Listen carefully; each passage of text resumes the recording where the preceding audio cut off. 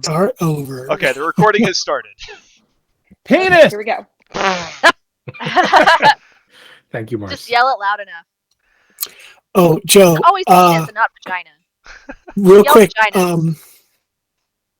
Joe. Yeah. I'm gonna send you a message about a thing that will make it will be useful for you when you're editing these later for the audio. I'm sending you a message. probably not going to edit the audio. I'm probably just going to put it up as is. This is just for our use. Like, I'm not like. Well, right. What I mean is, like, if you have to clip out like large chunks of dead silence or any kind of weird shit like that, like, Shut up. I don't think that's going to be a problem. We never shut up. All right, fair enough. But no, I will take whatever you have. All right. Well, why don't we get this party started? We find ourselves back in the city of Crystal Cove. Oh my feast. Ooh. Thank you, Mars, for this re-imaging of this map, by the way. This is nice. With the Feast of Saint Balinor underway, the heart of the Sentinel is teeming with activity. Residents are busy decorating their homes, picking produce from their gardens, and setting up smokers and fire pits to barbecue and roast their meats. The air is filled with the aroma of flowers, baking pizzas and pies, and frying sweetbreads dusted with cinnamon and sugar. Weaved in with the hustle and bustle of residents are the protectors, the local purveyors of hope, the sentinels themselves. Joe, I'm so sorry. You're cutting out so badly. I don't think any of us can understand you. Yeah. Oh, I wonder if OBS is fucking with me. I think it might have started as you started talking just now. Well, you had started OBS. I started OBS 2 minutes ago. It just started when we got on. It just didn't want to hear you narrate. Yeah. Try it again. Fuck. All right. Take 2. Hang on. Redo. From the top. From the top. Actually, you know what? This isn't a bad thing because I totally forgot to copy your tokens and put them on this map. That's okay. I'm gonna go ahead and do that real quick. Is the music really low for everybody else? I have the music turned down really low. I can turn it up. Oh, okay. I just wanted to make sure it wasn't my. No, I haven't. It's also low. I have it turned down really low on purpose. Okay, cool. I just wanted to make sure my headset was working. All right. Okay. Back to the top. With the Feast of Saint Balinor underway, the heart of the Sentinel is teeming with activity. Residents are busy decorating their homes, picking produce from their gardens, and setting up smokers and fire pits to barbecue and roast their meats.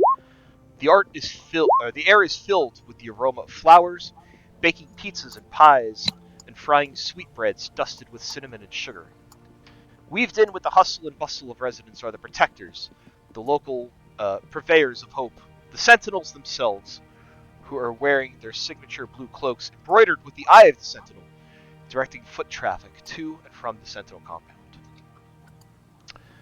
The first of our party that will meet, we see a grove of rose bushes outside the city walls, just outside. In the middle of a small clumping of these rose bushes, some of them have died and wilted away. And laying flatly on top, we see the image of a centaur with a skull face. Ren, you wake up as you are lying flat in this rose bed. And if you've ever seen like old school wrestling, like the Undertaker, you sit straight up like a shot, take a deep breath in, almost like in a panic, and you can almost feel the memory of a dream starting to blur at the edges as you gather consciousness and you look around, trying to figure out, how did I get here? Where did I come from? Those memories are just kind of like lingering there in your mind, but they are fading fast, to, like, you're trying to reach out for a dream that is quickly getting away from you, and before you know it, you wonder if any of it was real at all. And as you take a breath in and you look around, what does Ren look like in this moment? What is going through Ren's mind? Well, like you said, Ren's face is basically a skull, and it's not a human skull. It's a like horse's deer skull, because that is way more interesting. And it's hard for a skull to look confused, but he somehow does, and he can't quite figure out what he's doing there, or even where here is.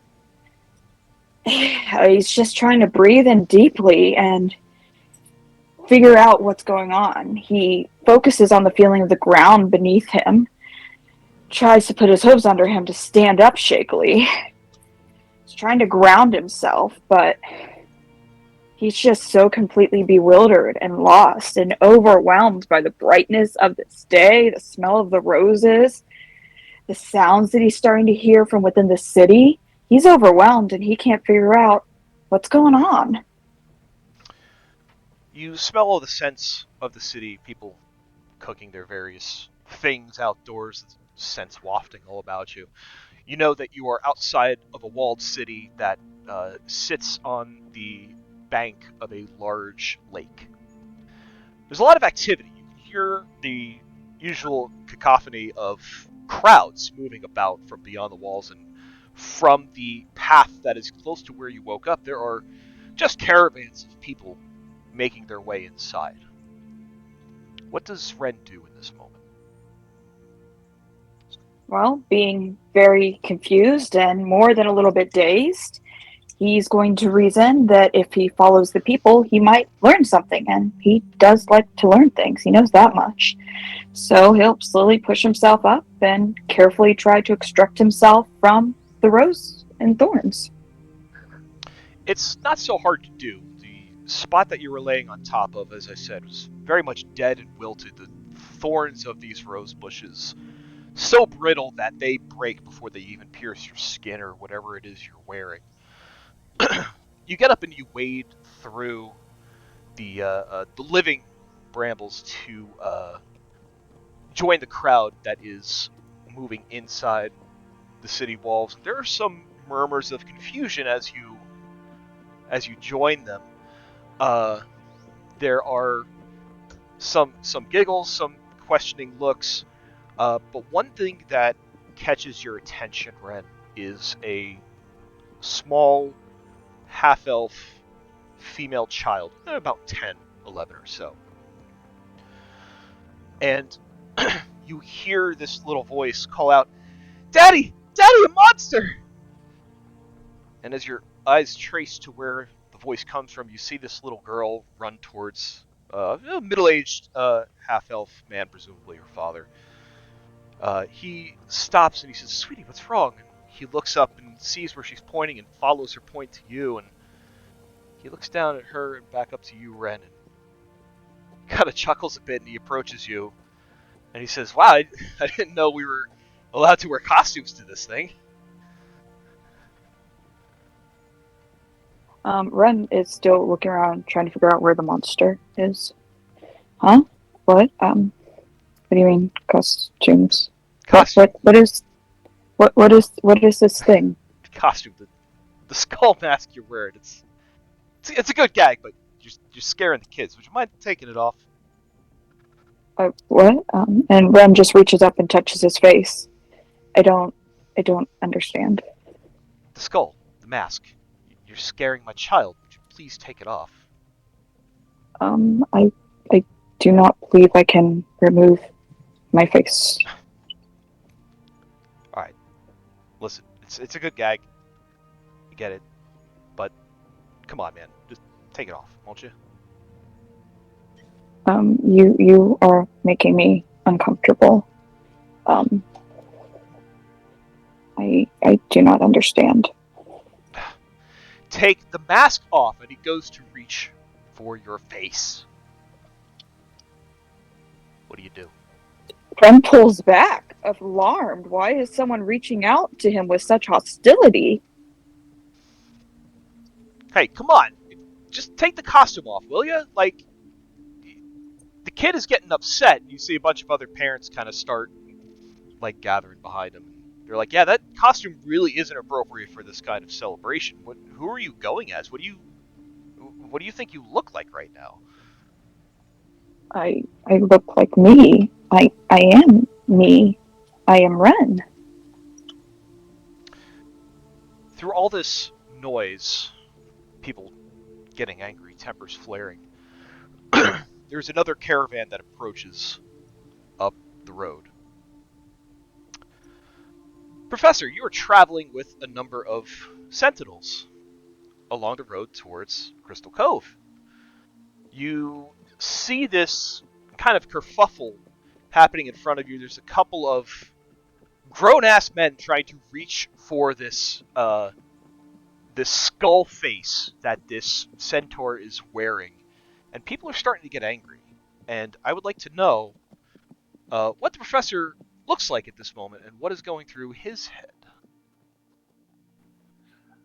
He's kind of lounging in this caravan. He's sort of he's reading a book, and he just kind of looks up from his book, hearing the kerfuffle, and he squints and tilts his head to the side a bit, trying to see what's going on. And he kind of identifies that they're kind of accosting someone.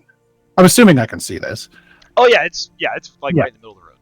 Okay, and then his brows furrow, and he puts down his book, and he leaps from the caravan, and he kind of jogs up to the crowd, and he slides his body between Ren and the crowd. He's like, "What are you doing? Leave him alone! What's wrong with you? You've got people with horns and wings and fangs and red skins. This is the sight that unnerves you. Don't you have something better to do?"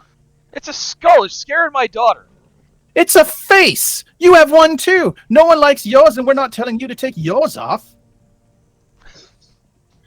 Why don't you give me either a persuasion or an intimidation roll, Professor? Whatever you feel is more appropriate in this moment. Persuasion. First roll of the campaign! Yeah. Big number. Hit it. Nice. Hey, no whammies, no whammies. Stop. So you snap at the crowd, and they kind of pull back a little bit from you, Professor, and they look at each other, and they're like, I guess we'll just stay clear of that one then. And they start filtering their way back into the city. He just kind of mutters like, yeah, probably a good idea. Fucking simpletons. And he kind of turns to Ren. He's like, are you okay?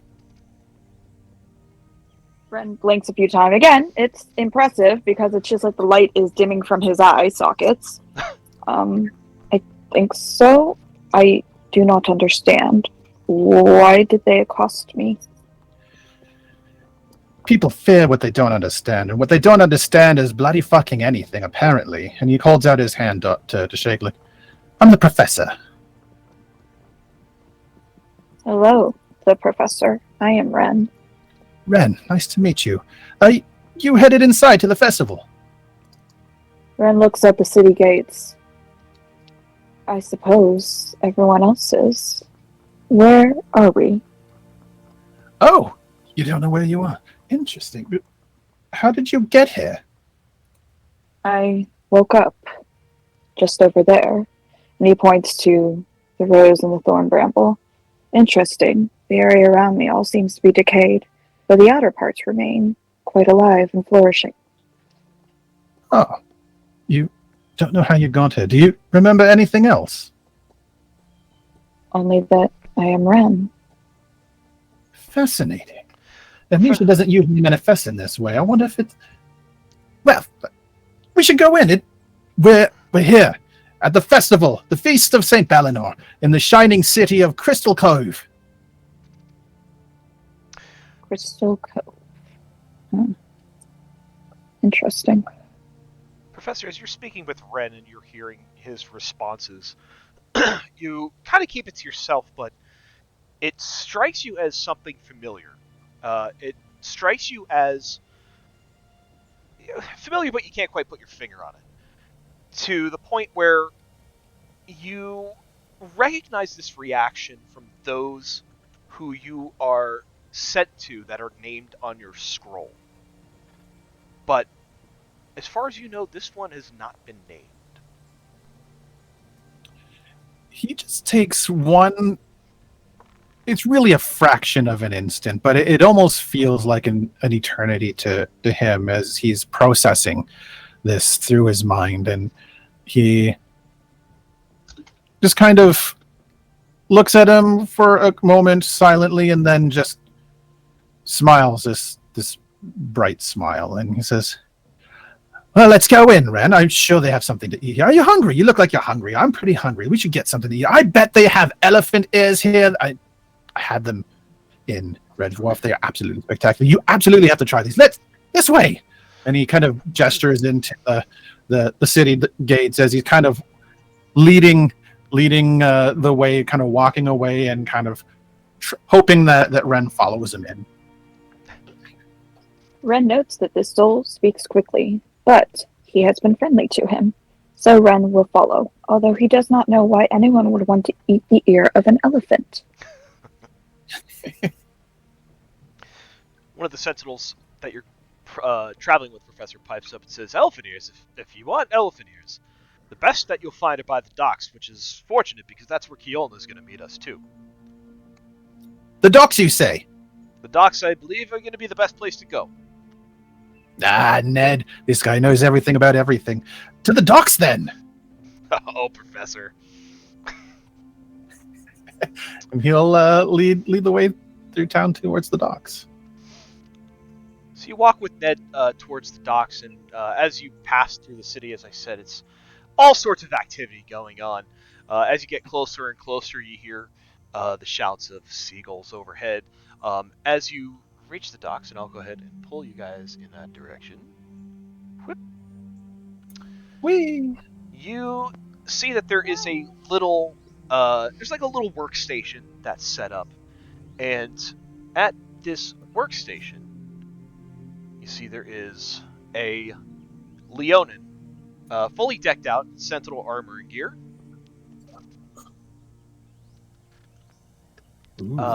She's pretty. She kind of regards you as you show up. She salutes the other sentinels, looks at you, Professor, and says, oh, you must be the professor from... Where is it that you're from again, sir? He just smiles. It's like, far away. I see. And your friend here? Oh, I yes. am Ren. Ren, this is... Sorry, what's your name again? I am Ren. Hello. No. Not you. You. With the fur, the face. The one, the armor. I like your armor, by the way. Very shiny, flashy. Oh, sorry. I'm Keolna Summermoon. Keolna. And he kind of takes a moment to commit that to memory. Keolna. It's good to meet you. It's good to meet you too. I'm going to be receiving some others here at the docks. I was hoping you would stick around and perhaps I could pick your brain on a few things. He kind of points to himself. Me? And then points to Ren. Or him. You! Pointing Me! at you, Professor. Yes, Oh. of course.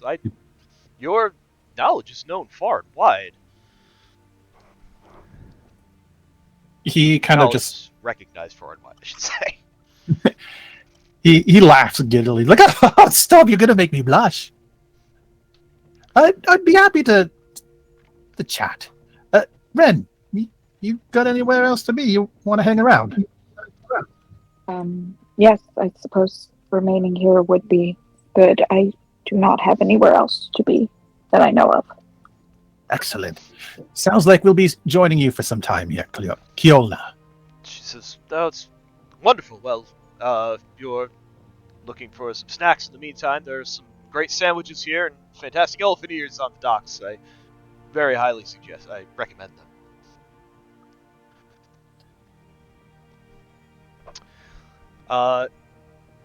So as you guys go about on your way, she returns to her business. Right around this time, a large sailing ship pulls into the docks. There are all sorts of deckhands, and there's all sorts of activity up on the dock up on board as it begins to moor, and they start to throw down the anchors and ropes and everything. First to notice pulling in, we see up on top of the dock, a bit of a seasoned sailor herself. She has bought her own passage here to make her way to Crystal Cove, but can't help but help around the ship, I suppose. We see Bahar. Oh. Bahar, how long has it been since you've been back to your hometown? I know I'm putting you a bit on the spot here. Approximately, I was about 13, and I'm 20 now, so that would be 7 years. You see the city rising up in front of you, and it's been a long time since you've been here. Things have changed since you last saw it. It looks a little bit more built up. The people just generally seem happier. Seems like a nicer place, but despite how much it's changed, it is still home, Bahar. But in this moment, I think you catch flashes and memories of a different place that you called home for a while, and it feels like a great relief to be here rather than there. Hmm.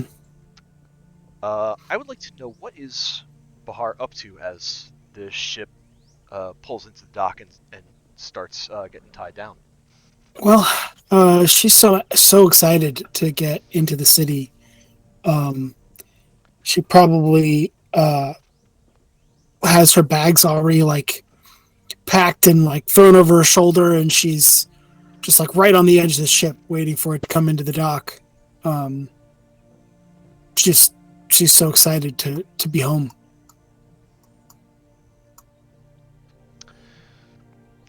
So Bahar, gathering her stuff, starts to pull everything together, waiting anxiously for the gangway to be lowered. Is there anything else going through Bahar's mind? Anything else that she is thinking about at this moment? She's looking around at the docks and thinking about her childhood. She spent most of her time on the ship, so she would occasionally run around in town and get into some trouble, but wasn't very often. And so she's just thinking about how much she wants to do that as an adult without having to worry about being in trouble with her father for the first time, and thinking about her father and getting a little misty-eyed that he's not here returning home with her. You think of your father, but you know in your heart of hearts that he would be proud of who you've become, how far you've traveled, the things that you've endured, and you kind of feel that reflected in the lantern that is by your side. What do you think, Emir? Is this place going to be safe for us? I don't know if Amir actually talks to you out loud. He does. Oh, he does? He can. Okay. As often as you like. I mean, I don't think anyone else can hear him but me, but... You just hear Amir talk back to you, Bahar, and he says, "Destiny awaits here. Just you wait and see." You always say that. Destiny, destiny, destiny. Well, destiny, here I come. Destiny, here you come indeed. Also on the deck of the ship, we see a very calm, very zen, very put together tabaxi sitting around her tea set. Yuki, would you like to describe what you look like right now and what is going through your mind as the ship pulls into this large city? Sure. Yuki is at the front of the ship.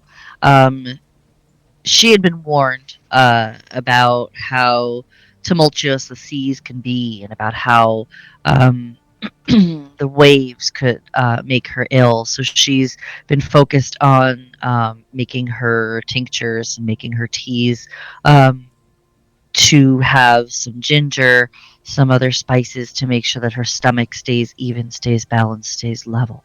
She is sitting crisscross applesauce. She's very carefully, very meticulously, very almost reverently cleaning her teacup, cleaning her kettle, her little tiny clay kettle that has seen so many teas brewed in it, so many people helped by what she has created for them.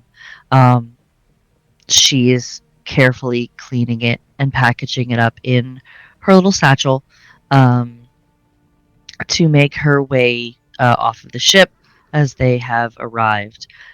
Alternately, internally, she is also so excited, so curious in her attempts to maintain this facade of cool, calm, collected, even balanced. She has been all but vibrating inside, just wanting to see the city, wanting to meet everybody, wanting to ask all of the questions and the smells and taste the different foods and hear all the different people.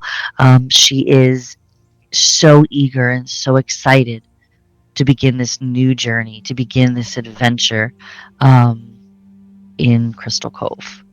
So she will, again, try to maintain that facade of cool, calm, and collected. The only telltale sign, pun intended, that she is being betrayed by her inner feelings is the little tip of her tail twitches ever so slightly as she looks out off the ship into Crystal Cove. As you look out, you see a number of the sentinels that are wandering about. They're helping the crowds move about. They're obviously acting as security. You do, from the top of the deck, you do see down on the dock, you do see Kiona in her little workstation. She looks up at the ship that you're on, and she's just kind of waiting for you to. She's kind of, not you personally, but waiting for the collective you to Right. make your way ashore as the ship is still being secured and tied down, so you're not quite off yet. But as you see these sentinels milling about, you think about how they would regularly come to you in the mountains, to your monastery, to try the teas of this interesting tabaxi monk who has made all sorts of weird blends. What does Yuki think about as she looks back on the sentinels meeting her and inviting her to come to this festival? Like everything else in existence, there is a balance. There is the anxiety. She's nervous. She's, of course, worried what they're going to do with the knowledge that she's going to share, the importance of this tea to make sure that its almost holiness is maintained and it doesn't become, just fodder for taverns or mass produced to just be sloshed around at festivals. So there's the worry about that, but then there's also the excitement to share what she's been able to do, everything she's been able to learn, the excitement of learning different herbs in these different the different cities, different towns, different neighborhoods, even that she's going to go to and explore, and all of the different things that they can do and how they can help people and allow her to be the conduit for that change is something that is really exciting for her and brings her a lot of pride that she can represent the monastery in this way. Cool. Making your way around the deck of the ship, getting ready yourself to come down the gangway. You gather your tea set and everything, and you recognize some of the others that have been on the ship with you. One such person also here waiting at the gangway with you is Bahar.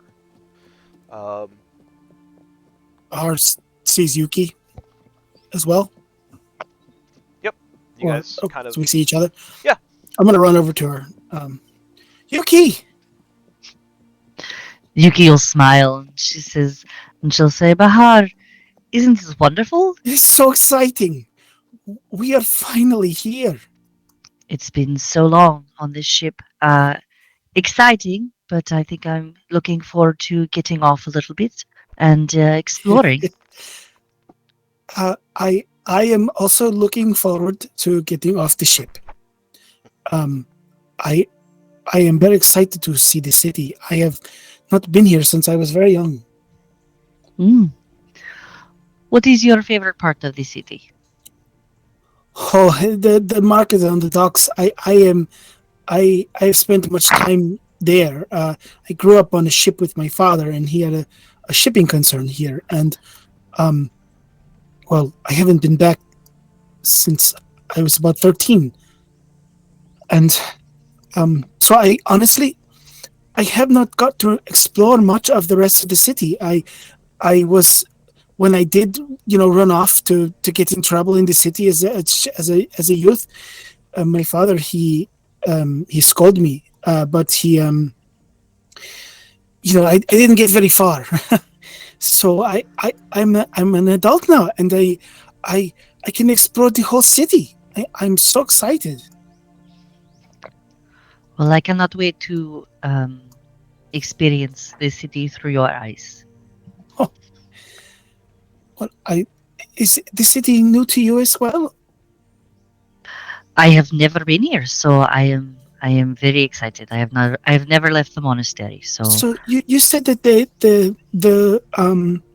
those what are they called that invited you here? The sentinels. That's right. That is the word, sentinels. That is like a guard, right? The sentinels. That word means guard. So like much more. Okay.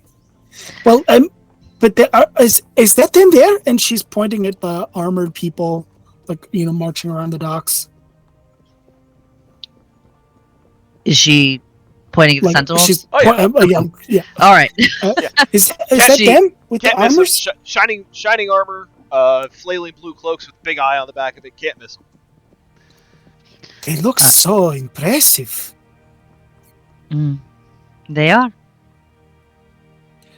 Did many of them come to the monastery to visit you before? Yes, they did.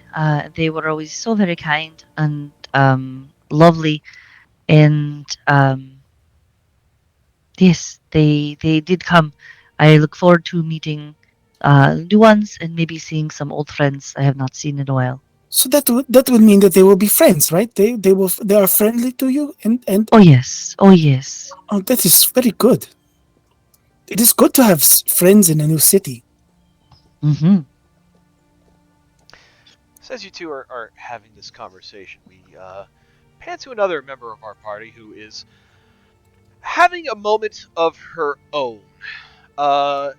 Jade, would you like to describe what Jade looks like in this moment and what she is up to? So Jade is currently hiding in the bathroom of the ship, one of the many privies that are out there for her, for the guest use.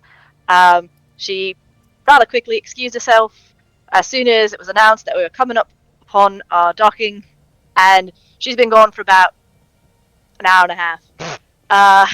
She's just in there trying to calm herself down. It's awkward because the hat is a little too big to be in this room with her, but it's working. She's got herself all done up in her nicest dress, which is good because it's one of 2 dresses that she has on her. She doesn't have a lot she's carrying. And just trying to keep herself in there with her staff, which she's also got propped up against the door so that if someone tries to open it, even though it's locked, they can't because the staff is right there, keeping her nice and safe and tucked in. And that's where she's currently at. What is Jade doing to kind of like try and get herself motivated? Yep. All right. We're gonna go out there. It's gonna be just like Ravenport. Yep. We're gonna go out there and we're gonna get off the. Definitely go down the stairs and walk onto the. And we're gonna meet new people. And we're gonna go and we're gonna say hi to the people, and they're gonna say hi back, and it's gonna be very nice. And we're not gonna have any problems. Not gonna have any problems. Grandmama says that she's not here. I could probably send her a message. I could call her. No, that's probably not good. She's not gonna be like that. I call her right now. David, it's gonna be great. We're gonna have a great time. I'm sweating. I would be sweating if I could sweat right now. I'm not. It's fine. I feel like I am. It's good. We should just start by maybe I'll talk to Yuki and actually say hi and ask her to pet her tail before she leaves forever, and I never see her again because I'm probably not going to get to do it, and it's very fluffy, and she seems so nice the whole time that she's sitting across the thing, and I could probably... I'm fine. It's good. We're good. It's all good. We're going to go out. All right. As Walk you're across the... as you're rambling and trying to talk yourself out of a panic attack, you kind of take a moment to take a breath. You hear the voice from your side pouch say, Miss J, you can't stay in here forever. We have to go. And you hear him say, remember what your father and your grandmama said when you left. And it brings you back for a minute. You think of the last conversation you had with your father before you left. You see this. He appears to you as he normally does. He's wearing his little dad sweater vest. And he says to you, oh, daughter of mine, are you sure you have to go? I mean, I don't have to, but I think it's time. I'm excited. Kalina says it's time, and I'm worried if I don't go, I'm never gonna go. It is dangerous out there, but that's why I've given you David. He'll keep you company. He'll keep you safe. He'll help. David, yes, I love him. He's right. I know he'll David. be great. I didn't mean to correct you. No, it's his name. You named him, and it's adorable. I love it. I love you. I love you, my daughter. Now, the crossing won't take very long, and when you get to the other side, you will see your grandmama, and she will take you wherever it is you need to go. Is she gonna like me? She's going to love you, my darling. Now, I know you're excited and anxious all at the same time, but do remember that meeting new people is fun, and it is necessary if you are to survive in this world. If you are to see everything that it has to offer, you will want to make friends. I can't wait to make a friend. It's gonna be. I'm gonna have so many friends, and it's gonna be great, and I'm gonna. What if they turn out like the last ones did? Then David will tell me. Right. You know, I know. only just a skull call away. I know. I'm gonna miss you. I miss you too, and I can't wait to hear all of your adventures. I don't know how many adventures I'll be having, but every day will be exciting. Be exciting anyway. He pulls you in for a tight hug, and you Just can hugs them back. feel just the absolute warmth just coming off of him. It's very comforting, it's very soothing. Don't you forget this feeling now, Jade, you understand? I won't. Good. She holds on to him for like a little, like a moment too. Okay. And like, Okay. okay. That's, Right. there you No. go. You're All right. Nope. I'm good. I'm dead. Yep. I'm letting go. In 3, 2.5, 2, 1. All right. Just- Hold on for another second, and then let's go. I'm only a skull call away. You know how to get me if you need me. I know. It's not going to bother you. The time is going to be so different. I'll miss you every day, but I know you'll be alright. You are ready for this. And he steps back a bit, and you see the teleportation circle on the floor that is fashioned in your father's symbol. Crossing won't take but a moment, and your grandmama will be waiting for you on the other side. No need to be afraid. Right. Okay. I love you. I love you. And she steps onto the teleportation circle. You step in, and there's a brief second pause before steam kind of rises all around you, and the last thing that you see of home is your father's face. He's smiling, but there's a little bit of like nostalgic tears in his eyes as he sees you go, kind of like a dad seeing his daughter off to college. Through the steam, you see bright sunlight. You hear a distant roar of some kind of beast. And as the steam dissipates, there is the silhouette of a figure in front of you who you know as your grandmama. What does she look like, silhouetted like this, in Jade's eyes? I think she looks imposing. She's slight. Her hands are empty. But the shadow she casts is huge. Hard to tell with the sun hitting at her back, so you just kind of see the dark shadows across her face, but you can tell that she's hardened but gentle with you. And you can tell that her face kind of I don't know what the right word is. You can see her smile in the silhouette.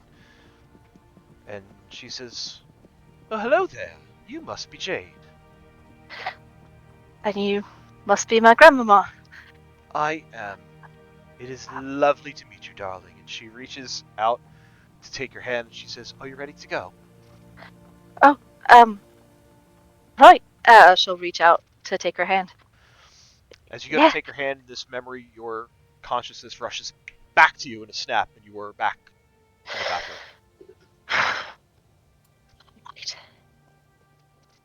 It's gonna be fine. I'm not alone. And Vora's here. Not Vora. Don't call her Vora. Vora.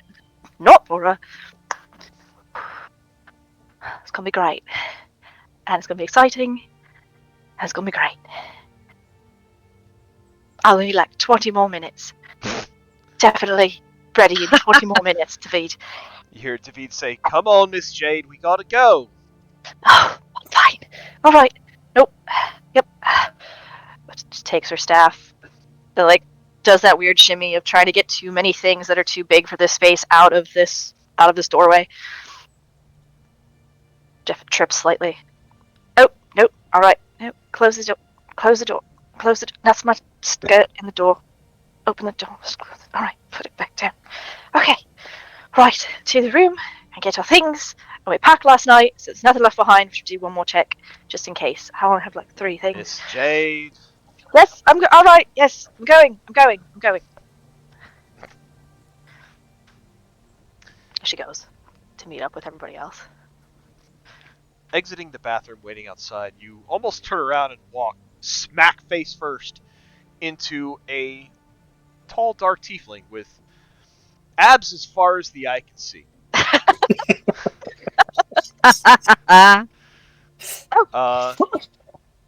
A tiefling you've come to know as Reverie. Reverie, what do you look like in this moment? What are you thinking of? What are you doing? She's probably walking pretty fast at the moment,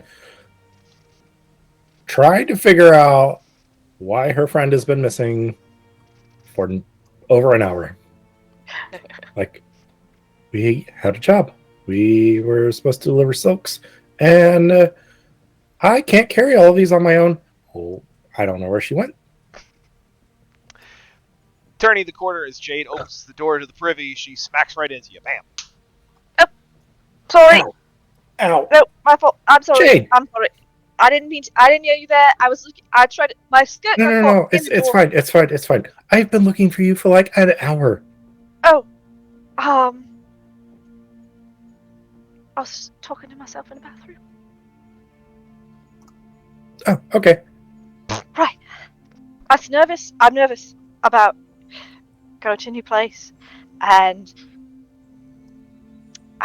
I know we talked last night, and I was feeling great right until they said that we're gonna get there, and now I'm a little nervous, and I'm excited. I'm very excited, but I'm nervous, and I don't know too much what to do. But the last time I had sailors that took me to the marketplace and showed me where to go, and this time I don't really know where I'm going, and I know you don't know where you're going, and I guess I'm just nervous, but excited, but nervous. Do you need me to heal your arm? Did I? Oh, I'm fine. I'm fine. Are you good? Fine. Okay, I can do that if you need it. I'm fine. All right. We can figure it out. Right. They're Yep. unloading the silks now. Oh, all right. Okay, that was okay. Yes. All right. We go. Right, we have to go. We're to take them. We're gonna sign for them, right? Yeah, I'm sure there's somebody that we can ask for directions. Right. Okay. Miss Jade, Fiona Summermoon, that's who you're looking for. You don't remember? Right. No, I forgot. I remember now because you reminded me. So thank you for the reminder. I appreciate it, David. That's who the vendor said. It was Leonin. Leonin Sentinel. Right. Oh, yes, I remember now because we saw Yuki and I was like, oh, look, it's another Leonin person because it's a cat. And then you said, no, that's a tabaxi. It's a different cat. And I remember that now. I remember. We should get going outside, Miss Jade. Right. Bora, Reverie, do you need anything else in the inside before we go outside? Nope, we packed everything last night. Right, we did that. All right, yep, we're gonna go. Can I hold your hand? You don't need to hold a hand if you don't want to hold my hand, but can you hold my hand? Come on, and she'll like wrap her arm around like through yours and pull you close. I'll hold onto your arm. Just walk with you. I'll be fine once we're outside. Probably. Yeah. Reverie, you pull Jade with you and you go to exit onto the deck of the ship. And as the sunlight hits you, it's a sudden blinding light from the stark contrast from the darkness of inside the ship. And you are reminded of the first time you saw the sun out in the desert. But before that, you were in kind of a dark cave. Well, maybe not quite a cave, but you were in a dark space. You remember waking up in kind of a haze and seeing all this weird gear around you and not remembering how you got there or why you're there. What does Reverie feel in that moment as she wakes up alone in that space?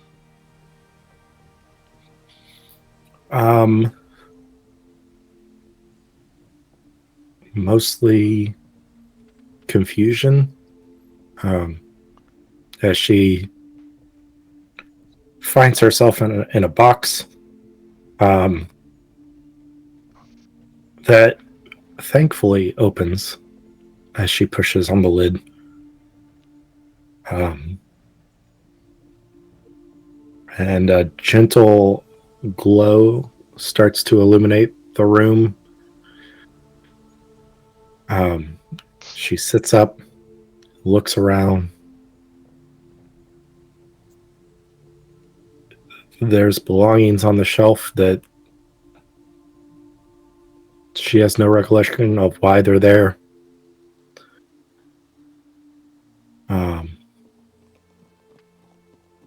And gets up, walks over, and there's just a table. She reaches out and places her hand on it. And several things appear as she takes a step back hesitantly before she realizes that it's supplies and a bag and a book.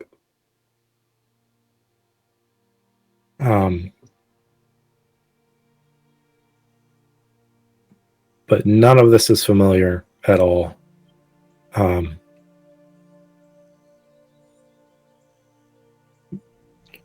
She goes and searches for an exit,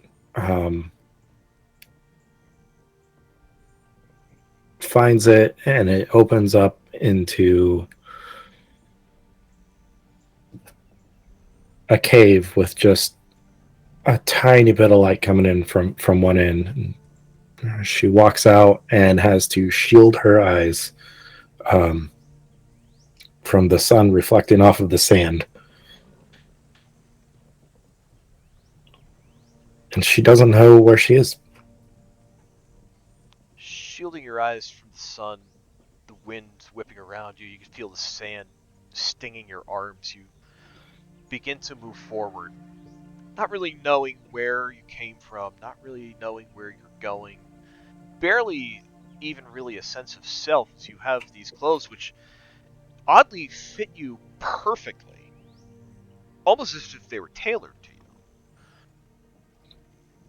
And you have whatever other gear with you that you've collected from that space. You move forward through the desert until you come to a town. A lot of clay and sandstone type buildings, large tent, bazaar market right in the middle of town. As you sitting on a kind of a large body of water, like a channel waterway. What's Reverie's first thoughts as she enters this town?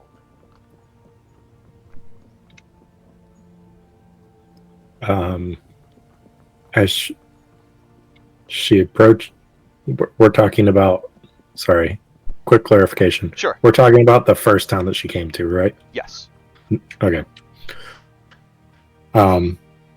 The first thought is, oh my gosh, there's people here. I found people. And she heads in.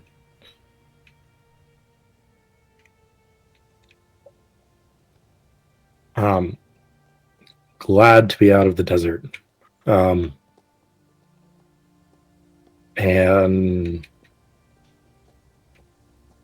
curious because none of this is familiar.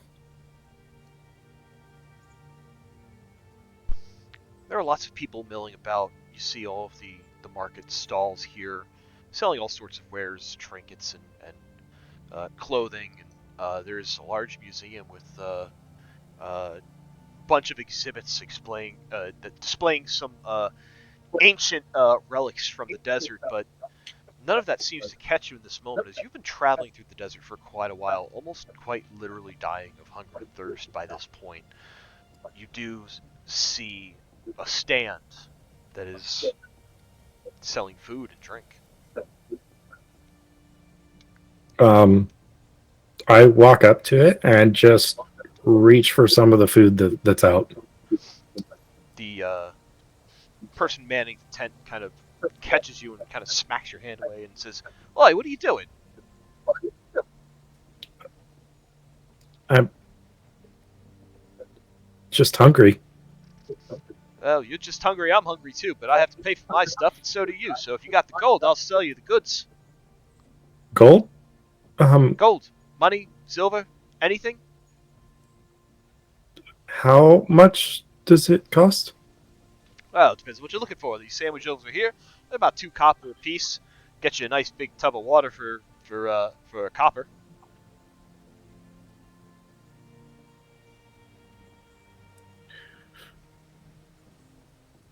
Right. Okay. I don't have copper. Well, then come back when you do, and I'll gladly sell this to you. Is there anywhere else I can get food? Nowhere for free, that's for sure. She kind of just nods and like starts walking away. As you're walking through the town, you hear your stomach grumbling. You can see that there are a bunch of people nearby. They're in finer clothing, and you can see them with these little purse bags in their hand. And as they open up, you can see all sorts of shimmering coin in there. You see gems. It seems like these people are just kind of oozing with riches, and you can see them handing over coin, buying some stupid bullshit item in one of these souvenir stands. And it seems like such a waste to you that this money should go towards a necklace made of glass from the sands of the desert.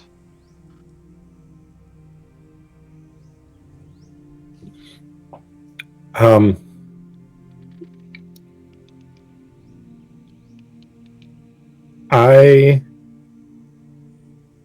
will approach one of them while they're like doing this trade, and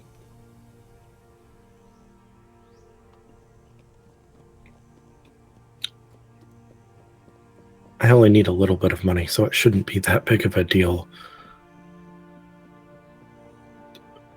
If I just like, and I reach for the one of the pouches on the guy's belt. Good. Give me a sleight of hand check.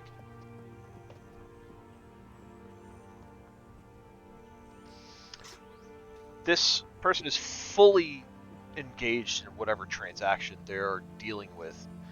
So you bump up next to him. You are able to snatch this pouch off of him. And you are able to get 13 gold pieces out of it. Okay.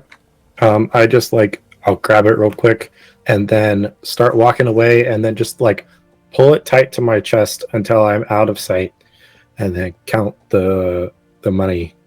And after I realize that I have enough for food and probably a bit of food and maybe some other stuff, I'm gonna go back to that stand that's selling sandwiches. So you go back to the stand, and you see he says to you, "Back already? You couldn't have gotten money that fast." Here, and I pull out a coin and lay it out for him. What'll that get me? How much coin are you giving him? I pull out like just a gold coin. See, he lifts an eyebrow.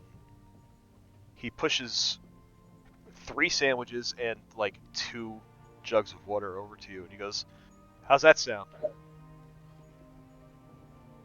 Sounds great. Thank you. And I'll pick up the stuff and like start heading on my way. Takes the gold. You take the food. You head on your way. You find a place to sit down, and you have this meal that is probably your first. Definitely your first since you've emerged from the desert. And it fills your stomach so nicely. The water is so it's so good, and you feel better than you have since you can remember, which at this point is not very much. As you finish, you hear a voice behind you, and you go, "Her! It was her! I think it was her! She stole my purse!" I'm like sitting down against like the side of the building, um, just trying to relax after I ate far too quickly. Um,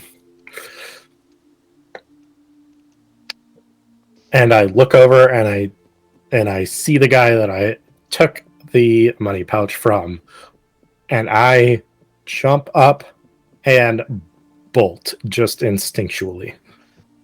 You see this guy look to either side of him. He's got two guards standing next to him. He goes, "What are you waiting for? Get her! Get my money back!" And these guards start racing after you. You lead them on a chase through the winding alleys of this city. They try to chase you down, but you are one step ahead, and you realize at a point you turn a corner, and you are a little bit ahead of them, and you feel like you definitely can do something to give them the slip at this point. As I turn the corner, a little bit ahead, I knock over some trash in the alley, and I will use my shape change ability to change my appearance. And the shift weave that I found in the tomb changes with me. There's a completely different person in the alley, and I just kind of lay down into this trash with this tattered cloak on me now, and hope that they don't realize what I just did. In the split second that you know you hit the trash, looking up, it didn't occur to you before, but now you realize that there is a woman standing on the corner, and she looks frightened. She has this large hat. She's clutching the staff close to her chest, and her eyes are wide open in bewilderment. Jade, you just saw this person run around the corner, jump into a trash, and become another person. What do you do? Do I see people chasing after this person? It takes a few seconds later, but you do see two guards rush around the corner, and they ask, "Did you see someone run by here just now?" They asking me? Yes. Holding her staff and already panicked because she definitely is lost and has no idea where she's at. She does not recognize this building. She's going to purposely not look at the person who fell in front of it, like fell down, and she's going to point down the alley and say, "I saw someone run that way." Without another word, they take off running and are long gone. Hands shaking, she looks to the person who's laying there as she crosses the street. "Are you all right?" Maybe. "Are they after you?" Yeah. Can I ever? Can we just like Here. Walk? Thank you. I Come here. She'll help her out of the trash. "That's not sanitary," and tries to clean her up with prestidigitation just a little bit. Like, "Are you? Oh, that's not. Your clothes are all. Are you? Do you want it's to? fine. It's fine. It'll come out. Here, come with me this way." And she'll link her arm through hers and lead her past where they were at. The moment the two of you link arms, wherever you're back in this present moment, back on the docks here at Crystal Cove, you kind of shake out the cobwebs, kind of jolting you back into the present moment. You feel the deck vibrate underneath you as all of the lines are tied down, the anchor is thrown down, the gangway is released. Two of you come up on deck. You come up behind Bahar and Yuki, standing there waiting to exit, as the shoreman calls it safe to exit the ship.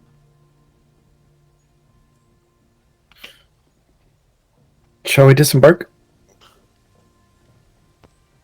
Well, Yes. if we don't, we're probably going to have to stay on the ship and then probably scrub things.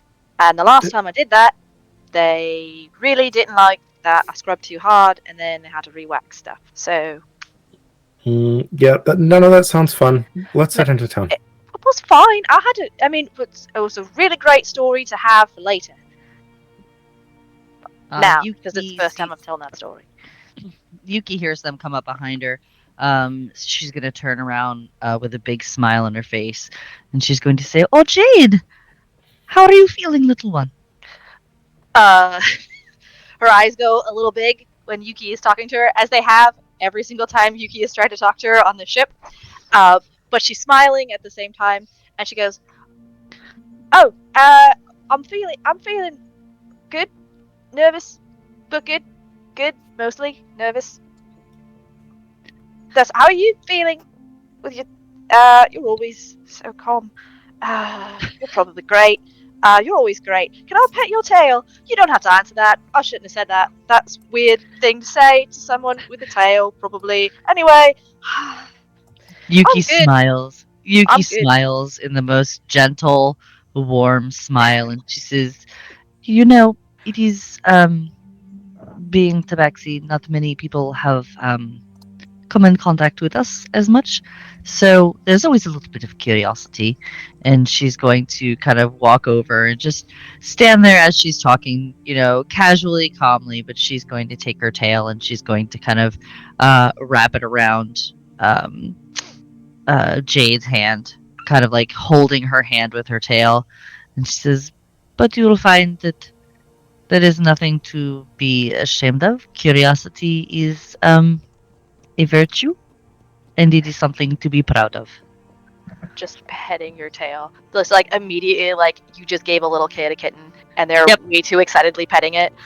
Just By now, the four of you, kind of at the end of the gangway here, you're ready to exit the ship.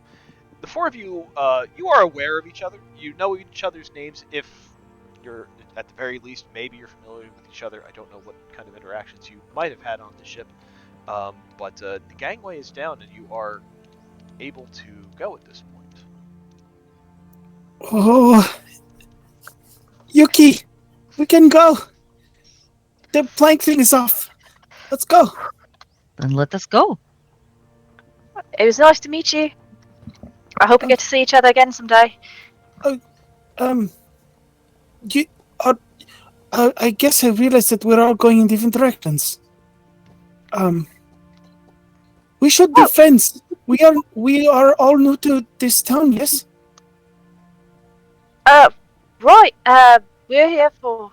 I've never been here before. And Reverie's never been here before, probably. So I was here when I was young, and it's been a long time, and I did not spend much time off of the docks, but I could give you a little guidance if. That'd be great. We have to go. So Reverie and I have to go and, I guess, check in with our. We have things that we're bringing in for the festival, so we have to go do that part first. But should we? Oh, we could try to meet up somewhere. Sure, Maybe? I will. I am going to the markets. All right. Joe, where, like, are there goods and things sold on the around the dock area, or like? Yeah. So the stuff that you have with you, you also you may find out during the conversation. You also have to check in with this Leonin Sentinel. Anything that you have on the dock with you will have been like put on a manifest. So you know that they know that you're coming with this stuff. Maybe not you personally, but you have this stuff that you are coming with.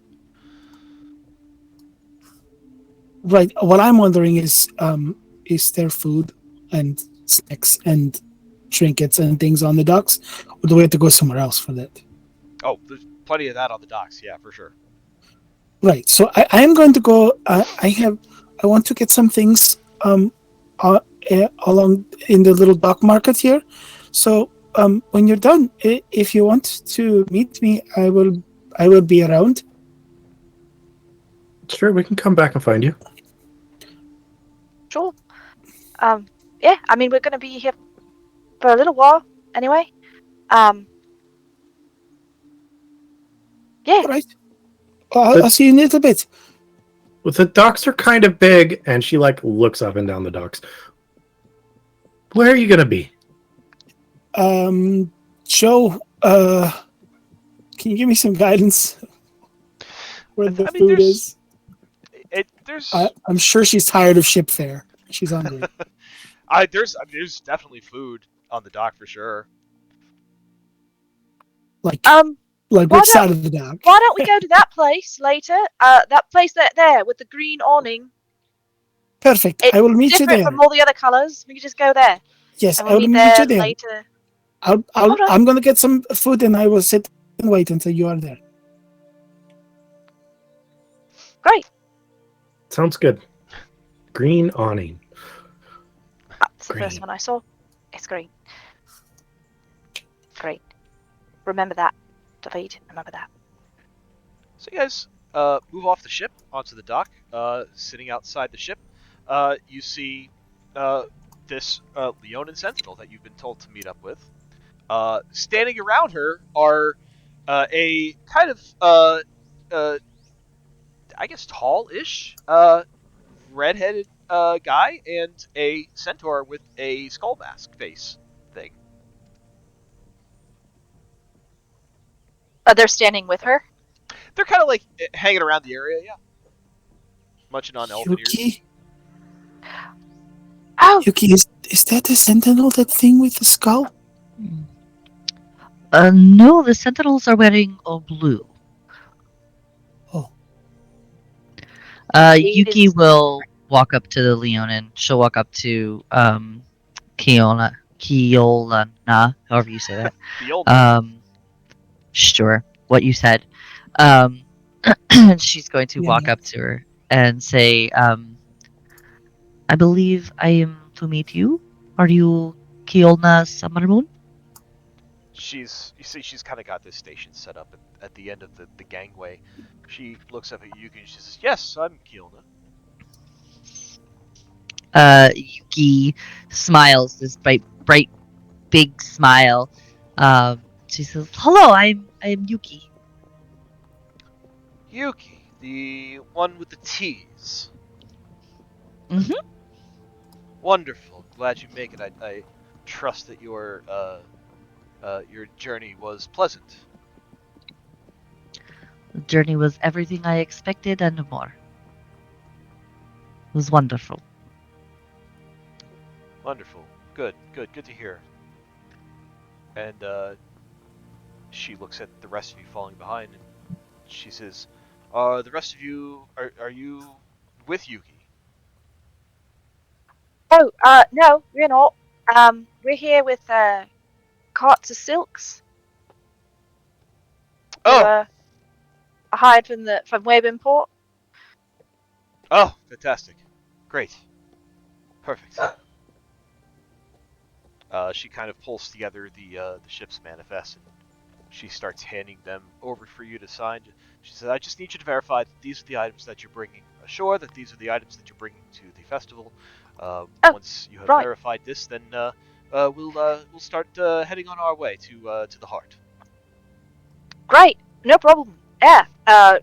She takes the heart. Takes them. I'm sorry. The heart of the Sentinel. It's our compound in the middle of the city. It's a place. Yes. Sorry. I thought you were talking about an organ. No, not a literal heart. Really big heart. Never been to Crystal Cove before. I take it. No, this is my first time. Well, First welcome. year too. Welcome. It's wonderful to have you. I am waiting on just one more. Once she arrives, then the other sentinels and I will assist you in bringing the goods over to the heart, and we will get you set up for the expo today. Oh, all right, sure. Amazing. Good. Jade is very slowly and meticulously reading every line and word on these pages before she signs anything. Reverie just signs. Like, yep, She didn't sign anything before you read it. I did read it. There are 5 pages here. Okay, I read like the first line. I'll read it. Professor Wren, you see this this new gaggle of people approach Kiona. Is there anything that either of you wish to do at this moment? Professor's in the middle of talking Ren's ear off about the scientific method of calculating wind speed by creating a dynamic wall of force on a fulcrum and measuring the force. It was all very, very intriguing stuff. I'm sure Ren was just riveted, and he just kind of stops mid-sentence as he notices this group kind of converge on them, and he looks to Ren like, "Oh, new friends! We should go introduce ourselves." We should. Yes, of course. Okay, the professor, if you say so.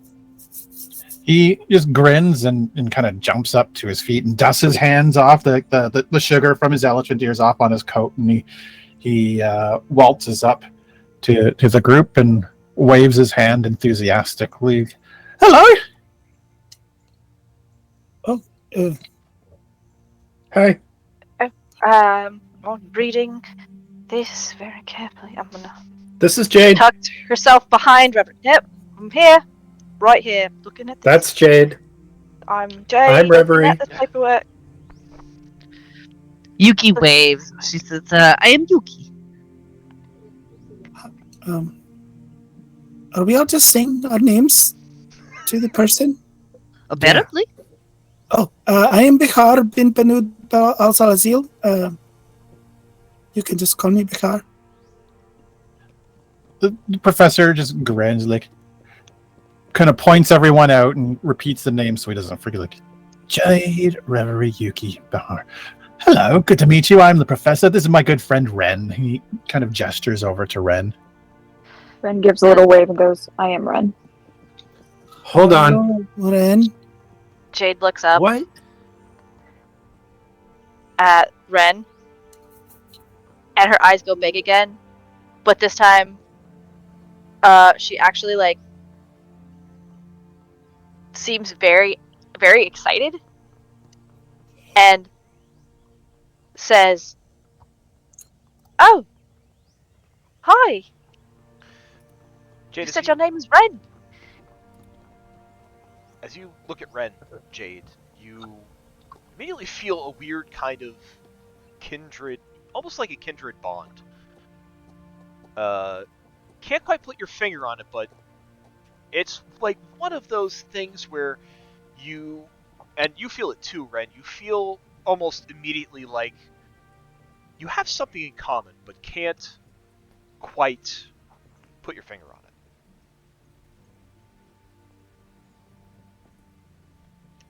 Have I met you?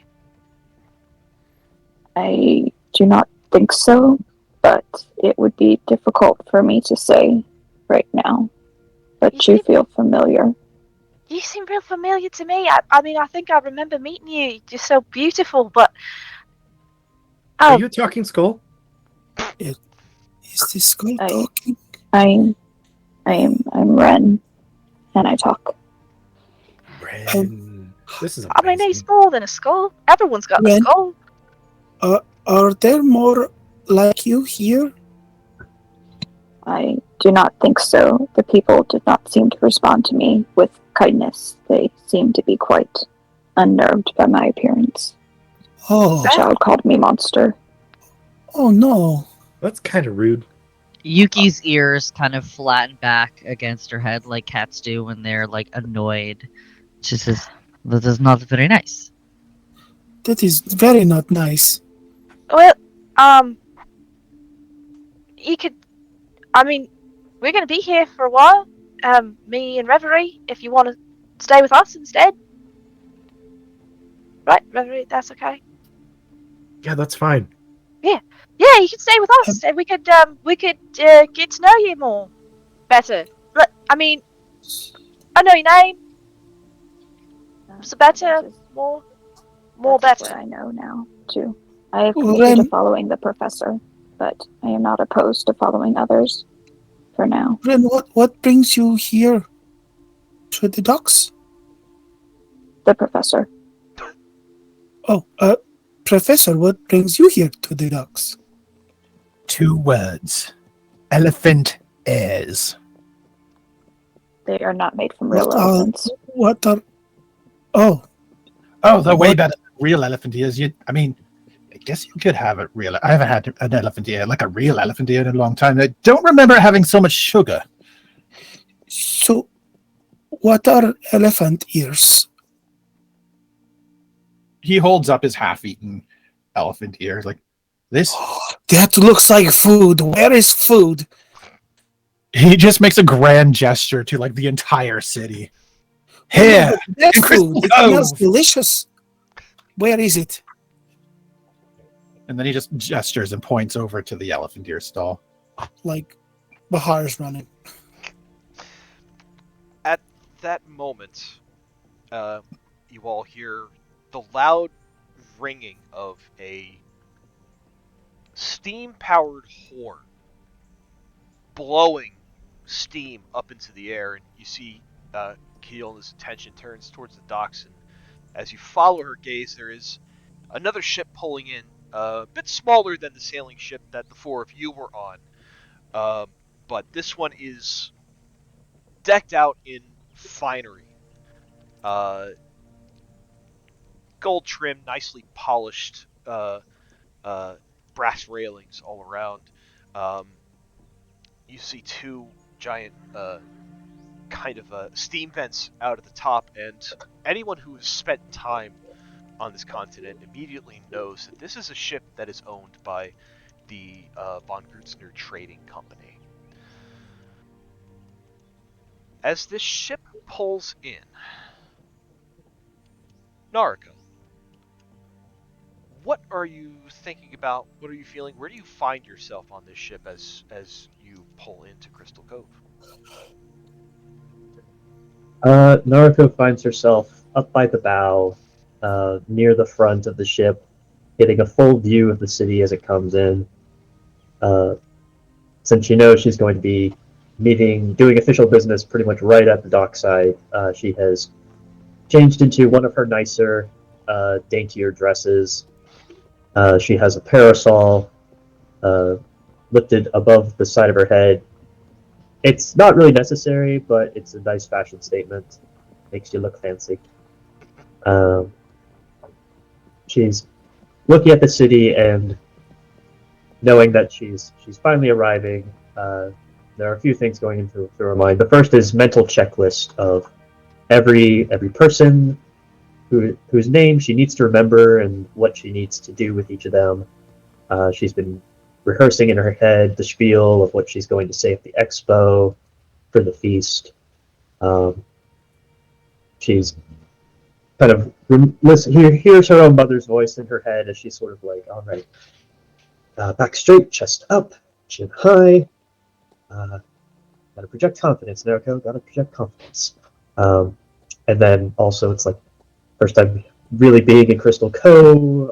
She wants to like go see the Heart of the Sentinel. She wants to go see Surger Square. She wants to see the Upper Highwind. She wants to see all the sights while she's here, see the festival, and she's trying to figure out how she's going to cram that in among all the actual business in her itinerary. But it's fine. It'll be fine. She can do this. She can totally do this. Deep breaths, deep breaths. As you're kind of repeating this mantra over and over in your head, Nariko, you think of the last conversation that you had with your mother as you set sail off to Crystal Cove. You remember making your way through the streets of Point Pleasant at marching very much to the beat of your own drum. The whispers of the town people between each other passing by. It's kind of a big occasion for you to be stepping out like this. Make your way to the dock and you see your mother standing there with that toe tapping. Not so much impatientness, but impatientness that she has as a businesswoman of her caliber would when a client keeps her waiting. But as she sees you, her expression immediately softens and she goes to embrace you as you approach the dock, and she says, Nariko, I'm so proud of you. This is going to be a big adventure for you, and it's very important to all of us. Yes. Great big adventure. Nothing like seeing the world and getting married, I suppose. I don't suppose you had a big adventure like this when you were my age? Any stories? Advice? She smiles as she pulls back from you, and she starts to answer, and then you see she gets a concerned look on her face, and she says, Nariko, were you back in your workshop before coming down here? And you see she kind of like licks her thumb, and she starts wiping some grease off your forehead. What? No, Yes, mother. It's only because Newman was having a backflow issue, and I needed to fix him up. Couldn't have him crashing on the sea when he was ahead of me. And I'm sorry, I forgot to look in the mirror. Newman, are you? It won't happen again. I promise. Is Newman coming with you? Oh no, I sent him ahead with a few things to set up before me. Very good. To answer your question, my dear, yes, I have had some adventures in my time, of course. But not quite sail across the ocean adventure, more of setting up my own business empire adventure, meeting lots of people, talking to as many as I can, shaking hands and making friends everywhere I go. I think your journey will be quite different.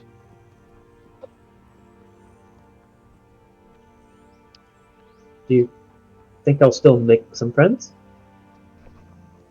She says, she smiles, and she looks at you and she says, Nariko, you are a wonderful, bright woman. You are growing up so fast, I can't hardly believe how quickly you've sprung up. You have a magnetic personality to you, whether you believe it or not. And I think you will find yourselves among other kindred souls sooner than you think. Just back straight, hair correct, proper tone.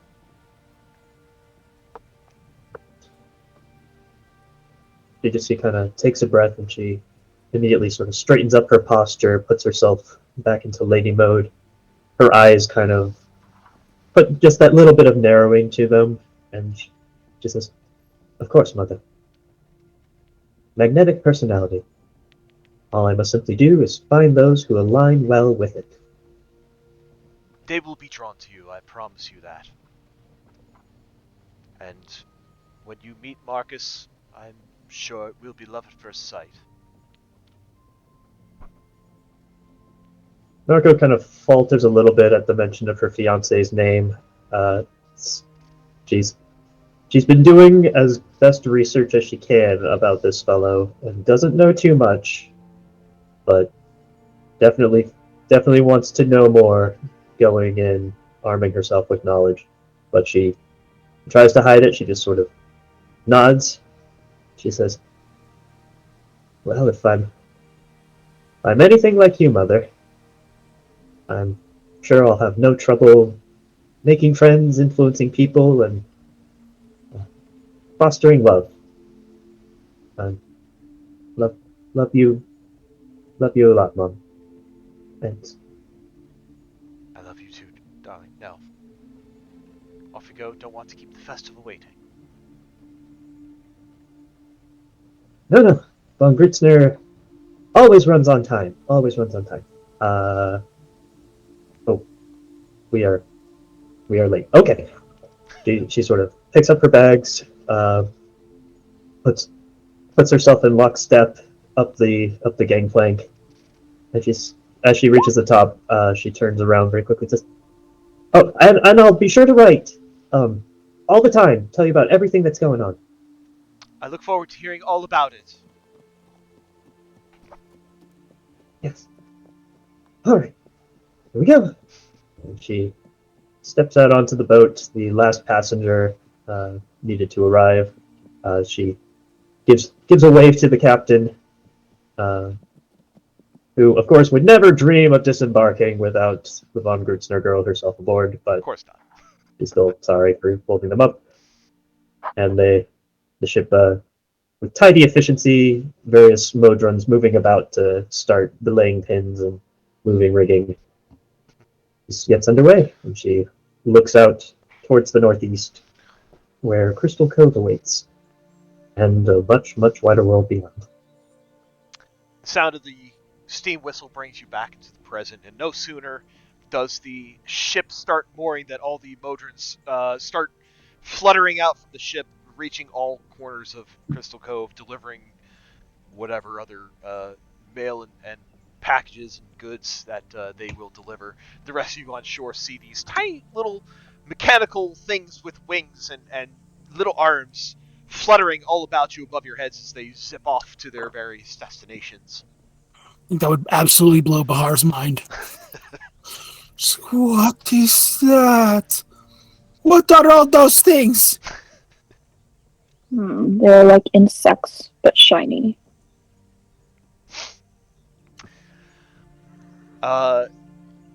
Those of you who, as I said, who have spent some time here, you are fully aware this is a von Grutzner trading ship.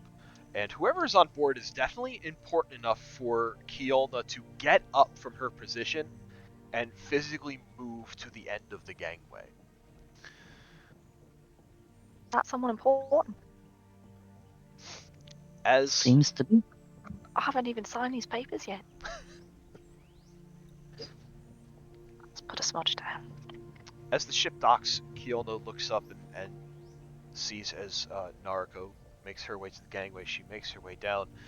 You are all suddenly aware of a ruckus that is kind of happening in the water next to the ship, and all of you are shocked by a sudden bang sound. Nariko, it doesn't faze you in the least. Jade immediately screams. Yuki's tail fluffs up, just like poof, puffs up. Ow, that was my ear. Nariko, you're not even phased. You know the sound of machine backfire like you know the sound of your own heartbeat. And as you trace to where the sound comes from, you see that there are a couple of employees of the Grutzner trading company on board a small, almost the size of a sailboat, but has some kind of mechanical propeller device on it. And you see that they are struggling to either fix it or get it to work.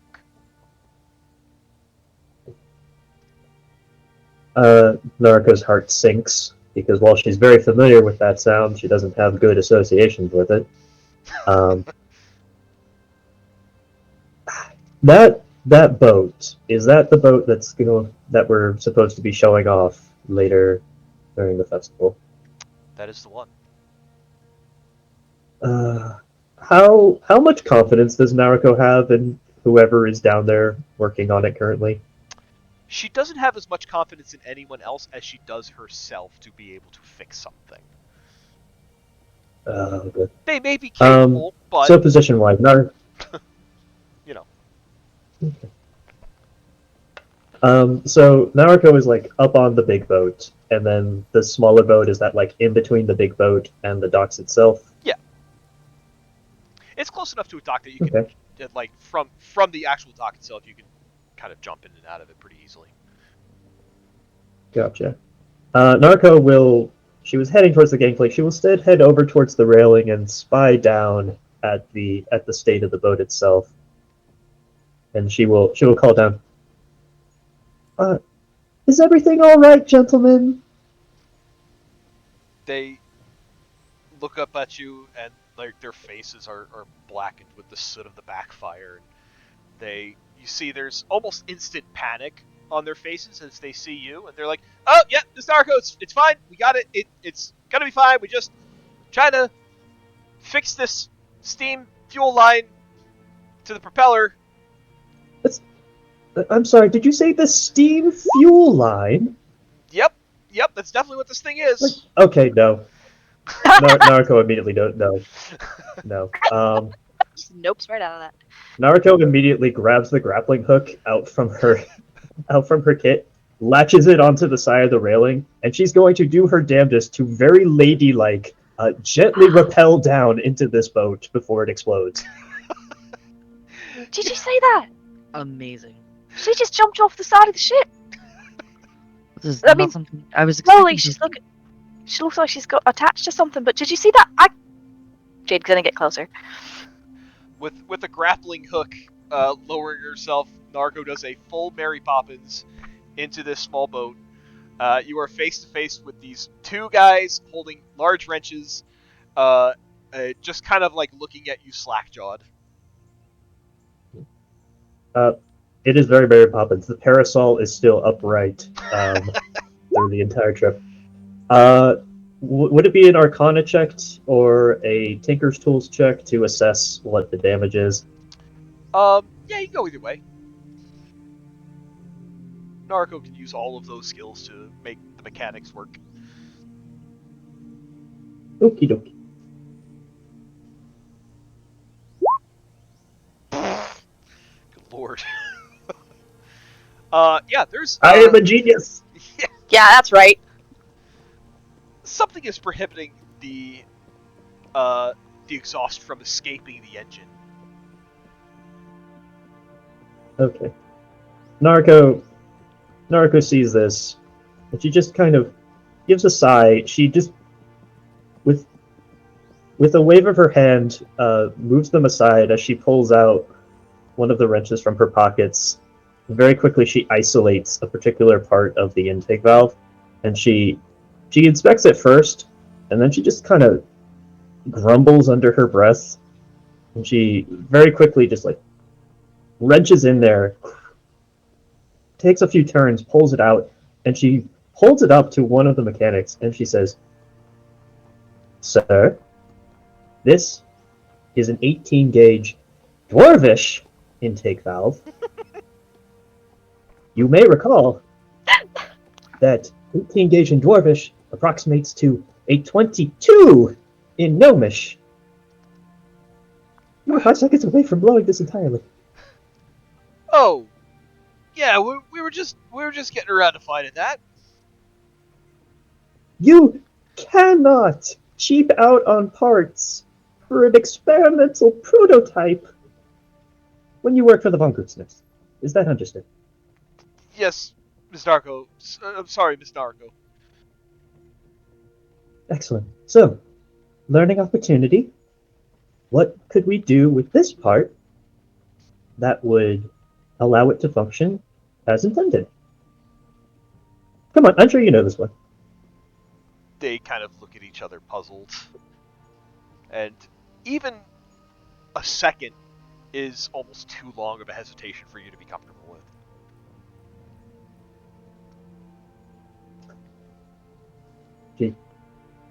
She proceeds to take out a small device from her wrist. It looks almost like a pizza cutter, but it has a tiny motor attached at the back. And she says, "We can always trim down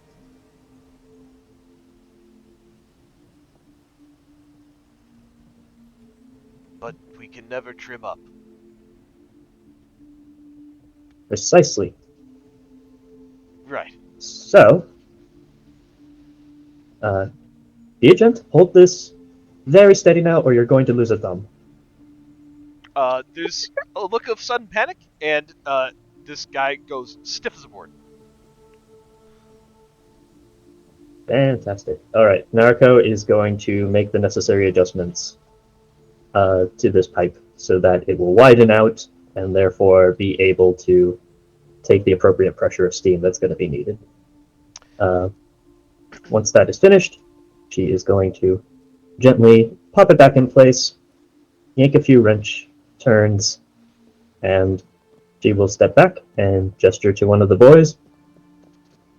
They kind of look All at right, you. sir. Go ahead. They look at you and nod. They go to start the engine, and it fires right up and just purrs as nice as you please. Oh, thank goodness. I have no idea what I was looking at, but that was All amazing. right. She looks up. I appear to have drifted a little bit away from my entry point. Gents, shakedown run. Could you kindly bring us closer by to the dock so I may disembark? Yes, of course. They kind of throw the boat into gear. It backs up closer to the dock, where Keola stands watching.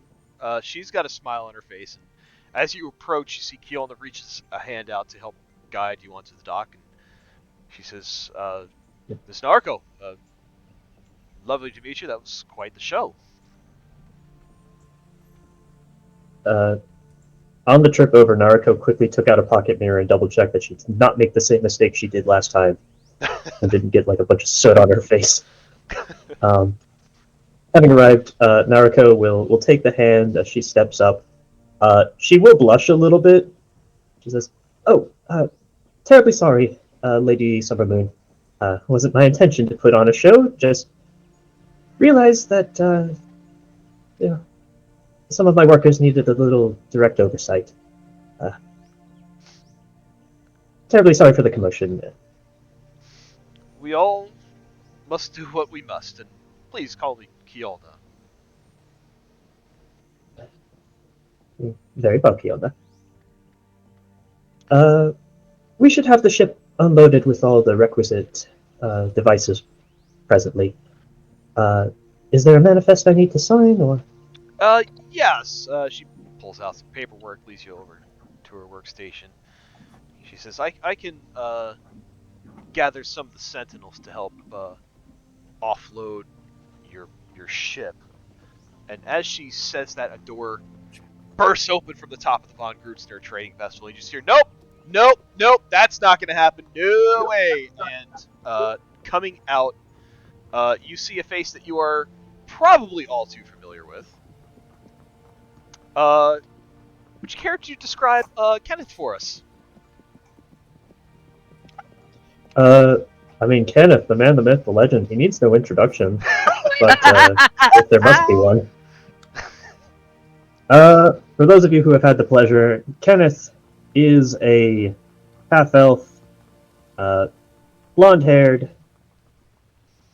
blue eyes, glasses, a permanently unamused expression, dressed in a very fine suit, usually with some sort of overcoat when he's on the road.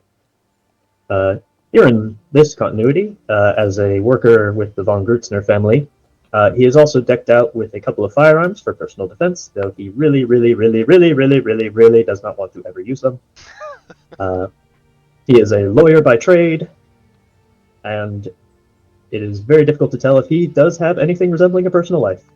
But goddamn, he is very good at his job, and let me tell you, the von Grutzner family really appreciates people with a high sense of efficiency.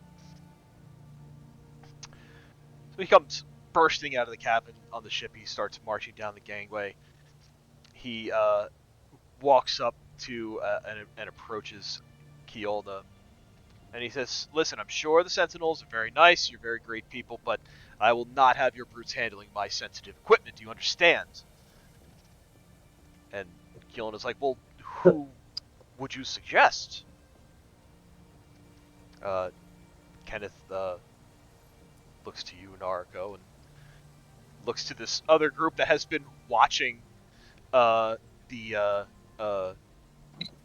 watching Narco Mary Poppins down and fix this boat and just come in and swoop like the Golden Knight. He looks around at this group and he says, "You all look like a bunch of able-bodied people looking to get paid for a job. What do you say I pay you 10 gold for you guys to unload this equipment and bring it to the heart? 5 up front, 5 when the job is done." You want me to handle your sensitive equipment that nobody else can touch? Just not the Sentinels. They're ham-fisted. They're great at defense. Don't get me wrong. But a little ham-fisted when it comes to sensitive equipment. Is it going to make really loud noises again? I dropped my soup this morning.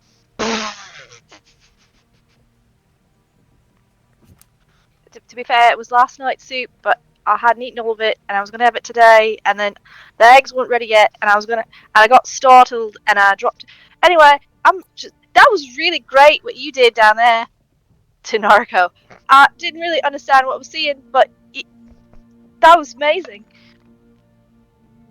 Is that weird to say? Narco blushes fiercely. Says, "Oh, thank you. Von Grutzner should always be prepared to make sure our equipment is running at full efficiency at all times. I'm sorry, Miss."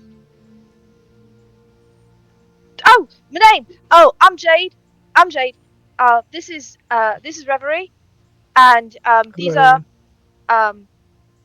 Oh, I probably should let you talk for yourselves. It's not nice to tell other people's names. I'm sorry. you're That was my fault. fine. I didn't mean to. She can talk. It's not as me that talk. She can talk. What's your name?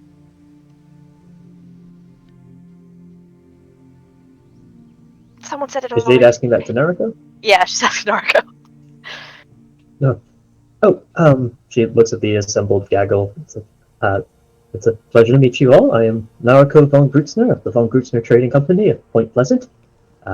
Here representing said trading company for the exposition here at the Feast of Saint Balinor, which I hope you all are able to attend and enjoy to its fullest. I'm feasting now. I see that. Good show. Well, we're Hello. bringing silks to the festival, but we're not really mostly done with our part after that. It's not our silks. She's gonna look at Kenneth, who is loud and fancy, but she looked at Kenneth and looked to Narco. Do you need help? Though we could help. Well, if Mr. McNeil is saying that we need a few extra hands to move equipment, then I suppose we do. She will also turn to Kenneth and will kind of like slide next to him and say, "Please stop insulting the Sentinels. We are the guests here." I'm sorry, I get a little bit carried away when I think of sensitive equipment. I will be on my best behavior, Miss Narco. My apologies. I'll help with this Anyway, sensitive equipment. you handle the books. Anyway, she stops whispering. She turns back. Anyway, yes, we would be very happy to have your assistance. We will compensate you well. We'd be very happy to inform you all about the wonderful things that the von Grutzner are up to. If you liked the look of the ship we brought into harbor here, or Ooh, I saw you were interested in the delivery modrons. The who? the What? What are they? Oh, What the did you say modrons. they were called? Not from your country, so I don't really know what. There are a lot of words that don't maybe translated later. Did you say T? Did you say Mojans? They are Mojans? Modrons. Oh, Modrons. They're Modrons. they're extraplanar in origin. Oh, They're- Wait. you have. Oh, Professor! Professor, is that you? He kind of smirks and he kind of holds up a handkerchief just about like chest high, and then gestures to like the side of his palm where she managed to get a little bit of soot on her hand that she missed looking at her face.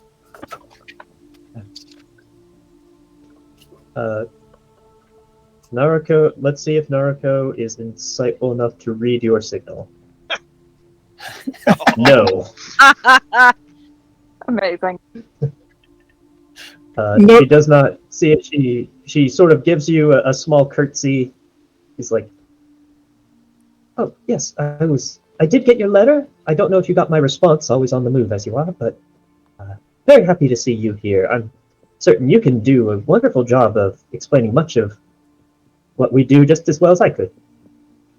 He comes up to her and he reaches out to shake her hand, just like sneakily like wiping off the schmutz from her hand. He's like, "It's lovely to see you. I'm glad that you made it."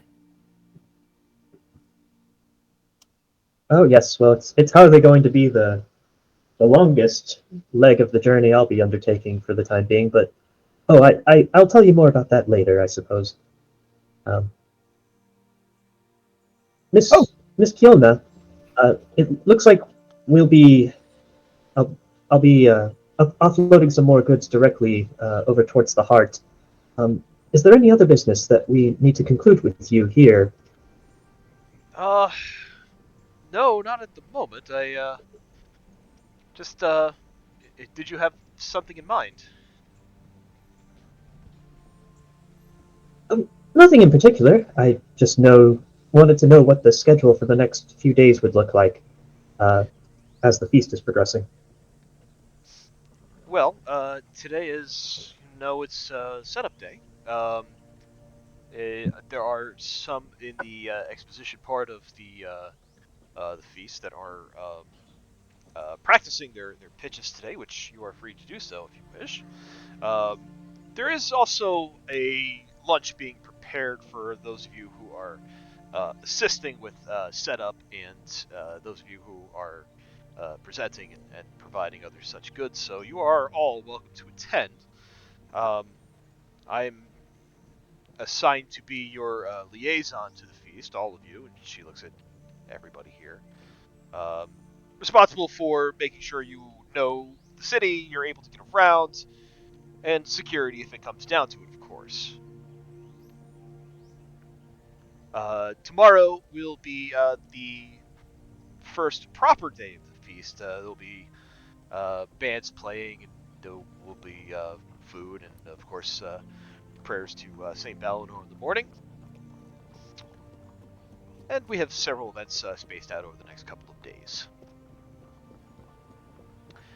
One Sounds fun.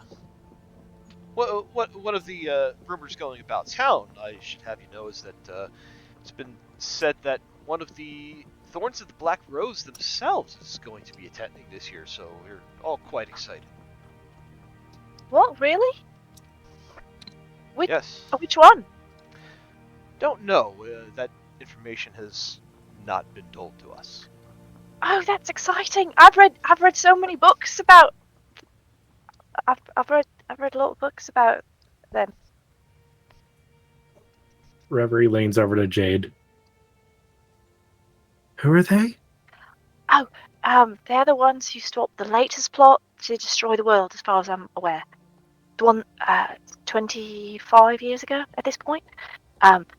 Whole big to do. Apparently there were dinosaurs involved, and there was a tower in. Oh, I'll let you read. Oh my gosh, I have some books with me that I packed away. I brought the books instead of more clothes, and you could read them if you like. I have all my favorite passages highlighted. It's written by fabulous author. It's called The Bard. I don't know who he is, but he's great, and it just transports you right into the moment. Okay, that sounds great. Yeah, it's wonderful. It's really good. Fiction? No, historical. There's a little bit of romance in it though, so it's like a historical romance. thorns of the Black Rose were vital in getting rid of the Vaxis' monastery and clearing the way for the monks of Zadaka to bring balance to the Zephyrin Mountains after the damage they had done.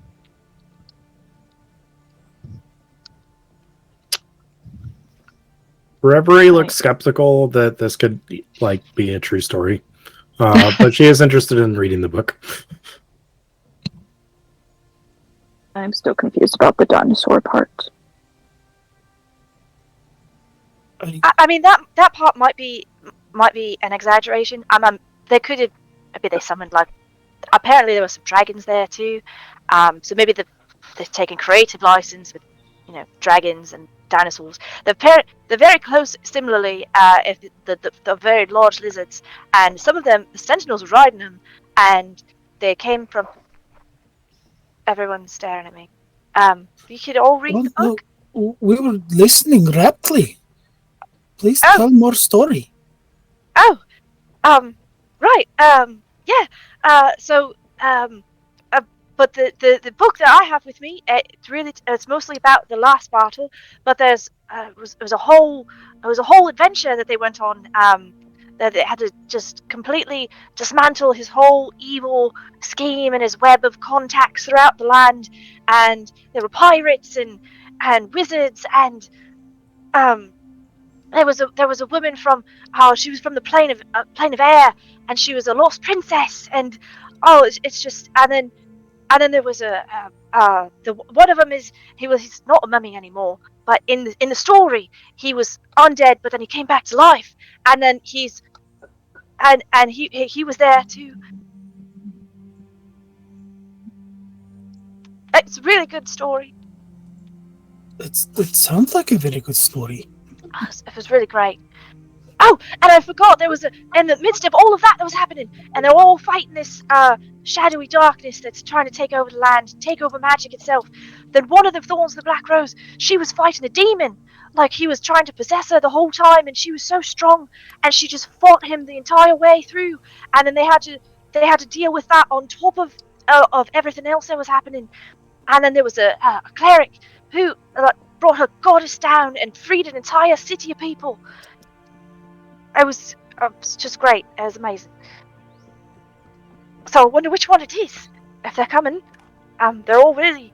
I mean, they all did such amazing things. If the books are right, I think they are. I mean, Papa says they're right.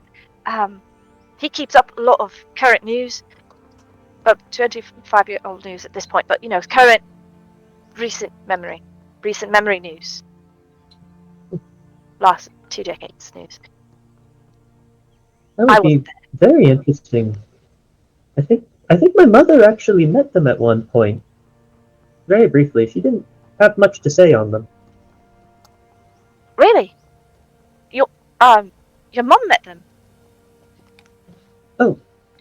Yes, she was very good friends with a dwarf who had a brewery.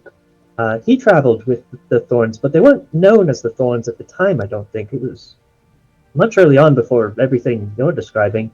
But they came through Point Pleasant at one point, before their adventures took them further east. He was in Volume 1!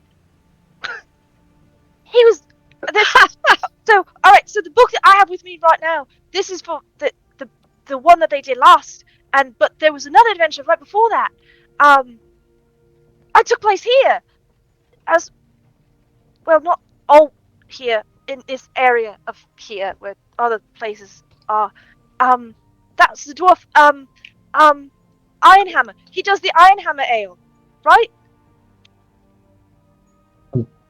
Yes, from Clan Ironhammer over in Dumdawang. Yes. Never really drink it much myself. Bit young, but... I've never had that either, but I hear it's good. If you like the taste of burning grape juice. But yeah, that was Volume 1 was when they first started their adventures together. They didn't even know each other at that point. They became, they were the only people who could save Dumdrawal, and they banded together to do it because it was the right thing to do, and I thought it was really good message in that first volume. It was a very hopeful ending.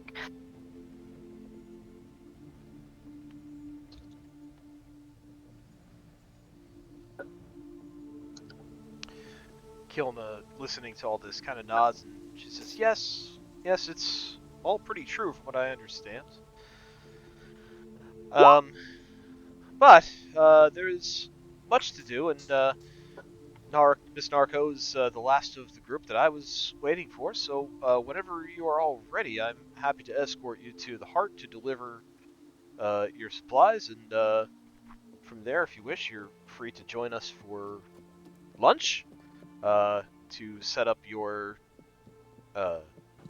stands as such, Miss Narco, or whatever else you choose to do for the rest of the day.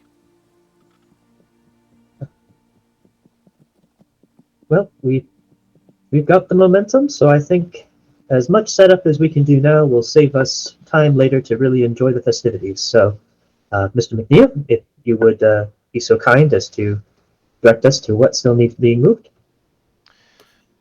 Yes. I will help. I help. Wonderful. I'm strong. Well, I'd be willing to double your payout if you're willing to help work the exposition for the Von Grutzner Trading Company. We could always use the extra hands around. Exposition? Exposition, yeah, it's like a display of the latest technologies, things that the Von Grutzner Trading Company can supply. Oh, more like the boat? Well, the boat is one, and much And the more than that. Modrons? Modrons, of course, and Miss Narco even herself has a little bit of a demonstration that she's planning. Okay, I will help for double the money. How much was the first monies? Well, if you agree to help set up the exposition, I'll pay each of you 10 gold now and another 10 when the exposition is over. That's very reasonable. I will take that money. Jade's gonna look at Reverie. I kind of already signed us up to help move things. Did you want to do more things, or do you want to? Oh, we can do that. That sounds great.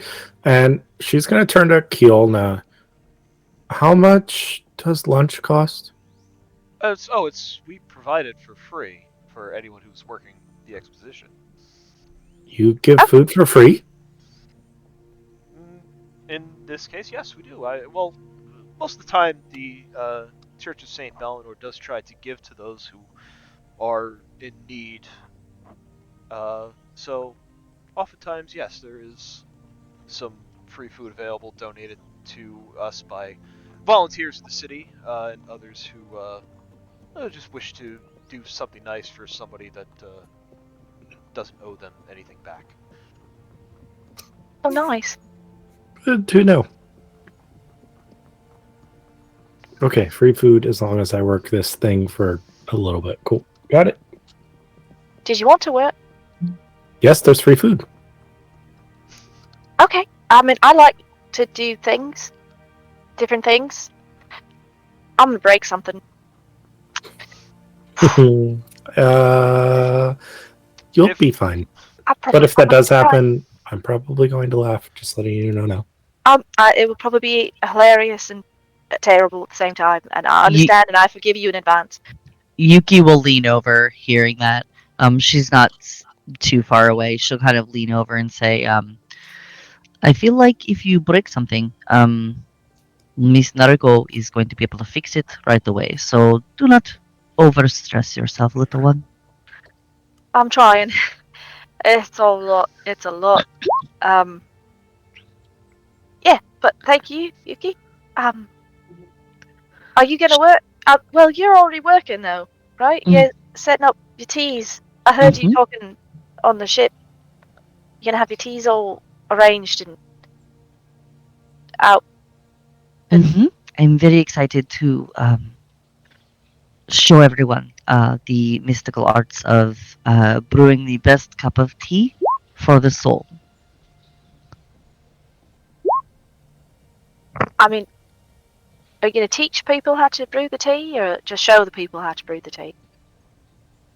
Well, I believe I need to talk to Miss Kiolna about my role and what their expectations are, but we can discuss that later. Keelan Right. kind of nods at you as you say that. Okay. Well, I suppose if we're all oh, guess we're all going to be getting to know each other then.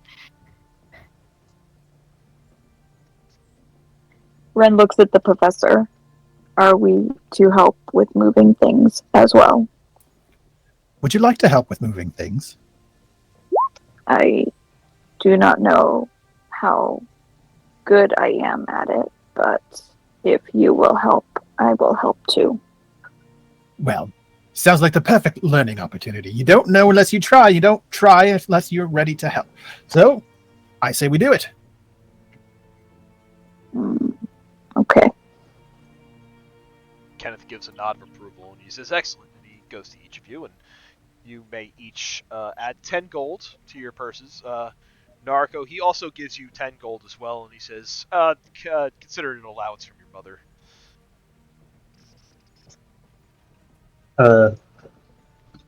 Narco will take the gold with a nod, although she feels ever so slightly patronized in doing so.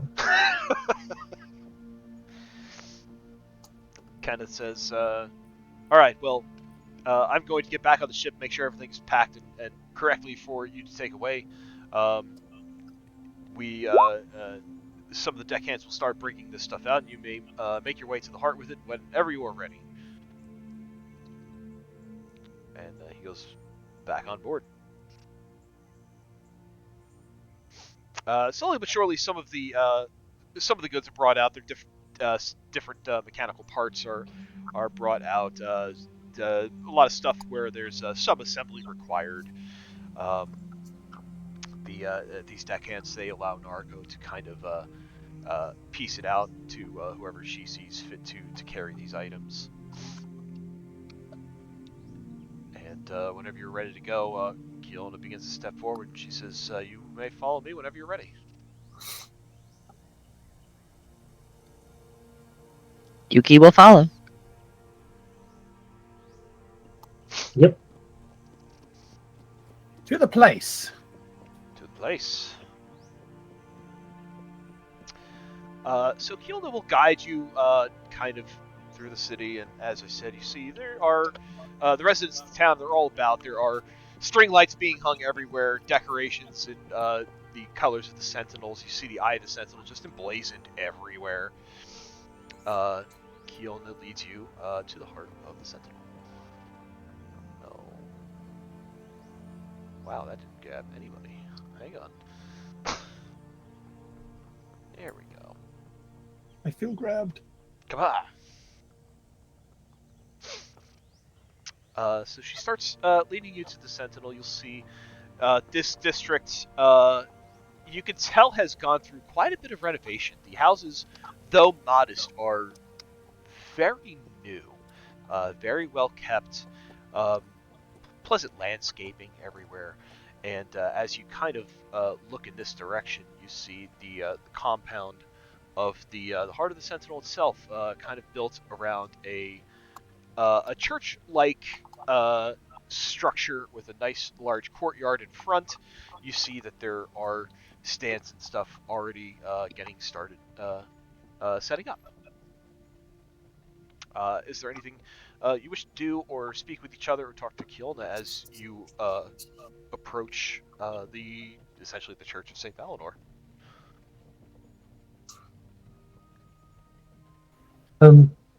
Kilna, I was curious to know if there were any, besides the member of the Thorn of the Black Rose, if there were any other notables that we should be on the lookout making an appearance here.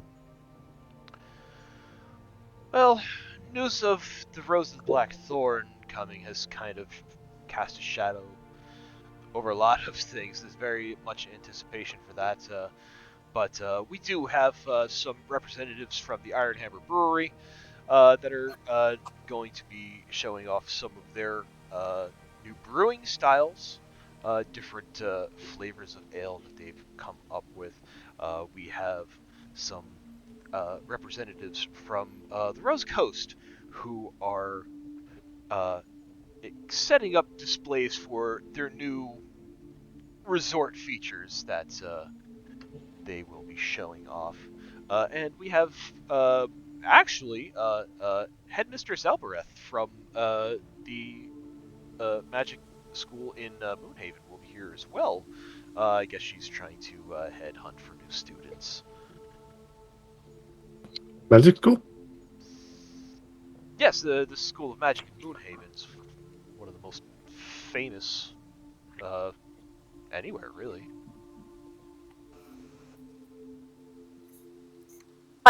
Moonhaven? Yes, Moonhaven. Yes. She's Jade's gonna look at Reverie. That's the other direction. Oh. Well, maybe I can talk to her and maybe she can help me with my book. If it's magical, I'm sure she can help you. There is a School of Magic here in Crystal Cove as well. It's just not as... There is? Yes, they're quite good, but the one in Moonhaven is probably the best there is right now. Where's the school here?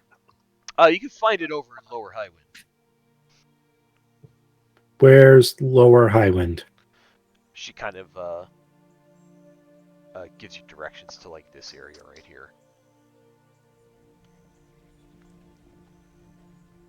Cool. I'm going there after lunch. Yeah, great.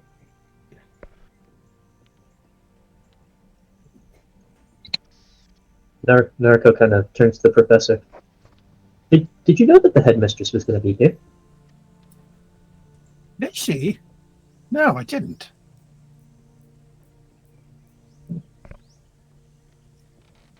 I suppose it would only be polite to say hello.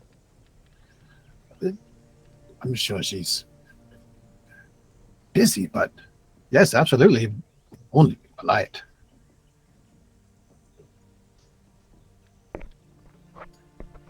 Hey, Narco, I have to ask. And he kind of leans in a little closer and lowers his voice.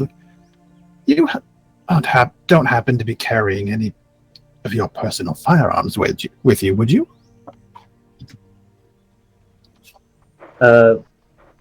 Narco just kind of shifts in her dress and pulls like some of the fabric aside, and the professor can see a very beautiful, engraved, very fancy, not quite flintlock, a little more advanced than that, but pistol, very neatly holstered at her side. It has been color coded to match the outfit, of course. Go ahead.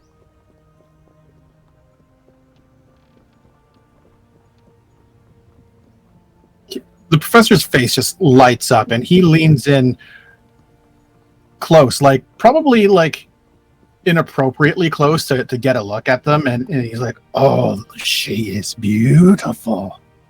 You have to show me them later on." Well, Professor, there will be an entire demonstration. I brought all of the latest from the armory, customized by yours truly, even.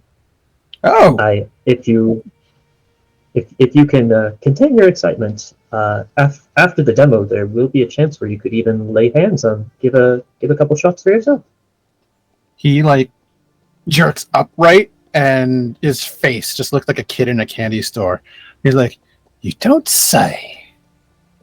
Well, I do say. a lot of fun. And did you say more from the armory? Absolutely, I'll be there. And that's probably not even the little device I'm most excited to see presented here. But we'll get to that. Oh, a surprise! Oh yes, remember when I asked you about some of those notes on your observations on the elemental planes of air and fire and the confluence between them? Oh yes, don't tell me you've done some work with that. Oh, I've done some work with that. Oh, that's brilliant. I cannot wait. You sure it has to be a surprise? You can't just show me a little bit right now. Well, you're holding the box that contains the most essential component.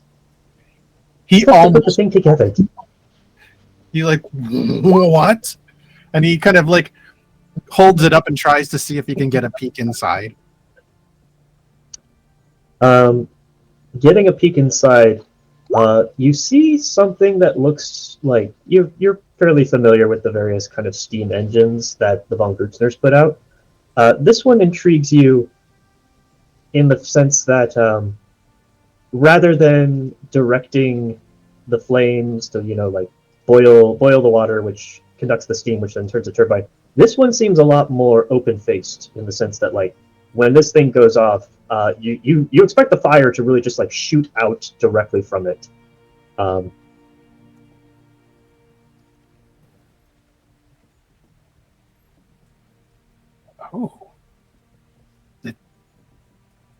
does this shoot fun?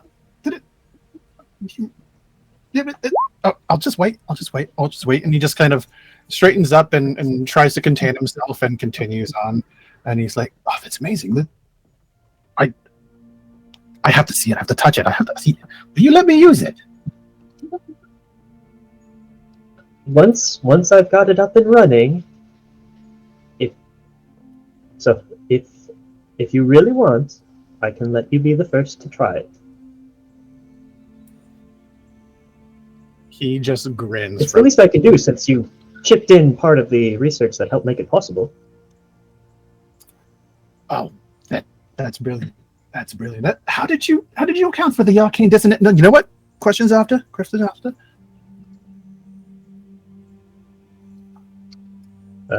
Naruko is giddy that she has someone else to nerd about all the cool things that will be happening.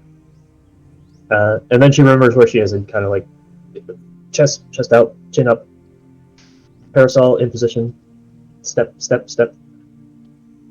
The professor like mimics her proper movement, straight back, carrying this box, and he looks over to Ren and just like grins, and he just says, "She's going to let me try it." That is good. Oh, it's going to be great. What is it? I don't know, but it's going to be fantastic. Okay. Is it fantastic because you will then learn what it is?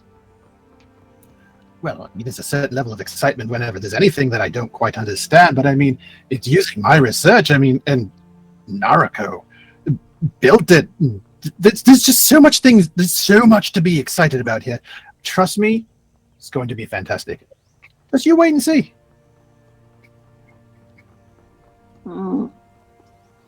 I will see. I will wait. He just grins stupidly at Ren and continues on his way.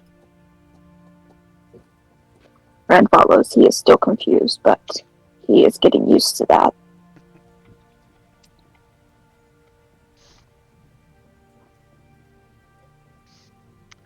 Anybody else? You do have a little bit of time to speak amongst each other as you're making your way to the heart. Is the Naruto church new? Oh, sorry, Neville. Please go.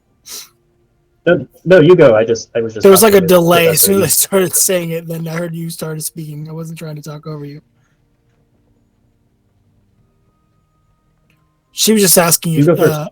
She was just asking the Kiona if she's in earshot. If the church is a new thing, because she doesn't remember it. Church.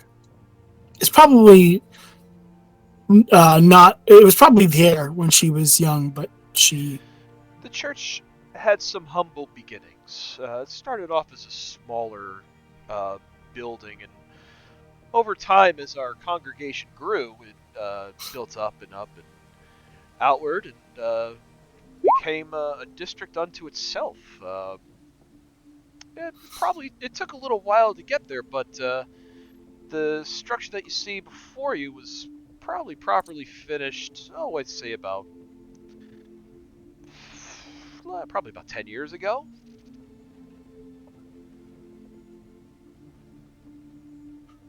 Okay. Well, thank you. So Yuki, sorry, go ahead.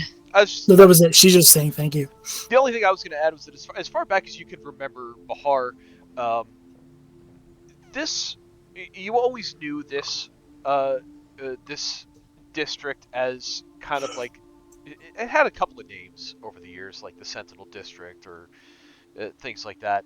The name the Heart of the Sentinel is relatively new, and I think would have come about after you had left Crystal Cove, but you would remember that there would be where the church is now was kind of a smaller smattering of buildings that were loosely associated with each other, but the large structure of the church itself with the courtyard is I don't think would have been done before you had left.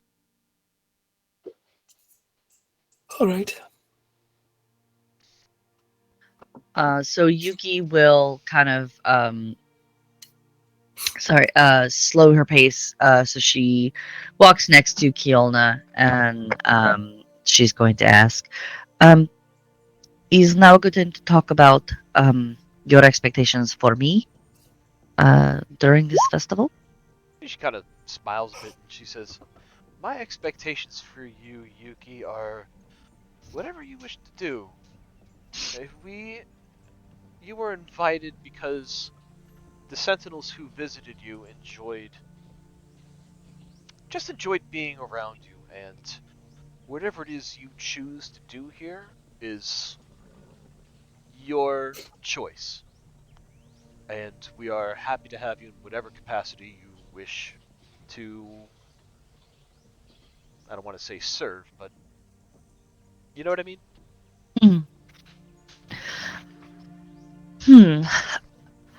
Well, I would like to make a tea for you and for the Sentinels as a thank you for allowing me to come and enjoy this amazing festival. Is there anywhere around here that is good for finding herbs or some local, I don't know, local flavor? There is an herbalist shop in the Lower Highwind that you could visit if you want. Oh, I would love to. Yeah, That would be wonderful. yeah, they have quite a wide selection. So if as far as what I know of, that's the best place that you can find the herbs. If they're maybe whoever's there may be able to point you to other places, possibly around the town or outside the town in the wilderness, where you may try to collect your own if you wish. But that's not really my kind of thing. I go to the herbalist when I'm looking for such things. Her eyes light up at the mention of the herbalist and possibly being able to actually go out and gather these fresh herbs and these ingredients for this tea. It's just going to make this gift that she's going to give to the Sentinels so much better. So she's very excited about it. Her tail is like doing that excited kitty cat twitch thing. She is keeping herself from having the excited little butt wiggle that cats get when they get really excited and start to get zoomies. She's going to maintain that mask of calm, cool, collected cucumber. Cool. Anybody else? As walking, Naruko would like to match pace with Reverie and Jade. And she moves her parasol to the other side so she can see them better. She says, "It seemed the two of you were quite interested in in books, as a matter of course. Are you scholars of some sort, like the professor? Oh, not me. I like to learn new things, though. More just really like to read. I've been. I like a lot of historical texts and tales of adventures and things like that. Do you like to read? Oh, quite a bit. I've spent most of my life in Point Pleasant, besides a couple of years studying abroad at Moonhaven. But the von Grutzner company, our parcel service serves as the premier mailing service as well for much of this continent and beyond. So a lot of correspondence flows through. So I have many people that I keep in touch with by letter, pen pals, I like to call them. Oh, that's I like nice. learning about new places through that. That That's sounds amazing. great. This is kind of Yes.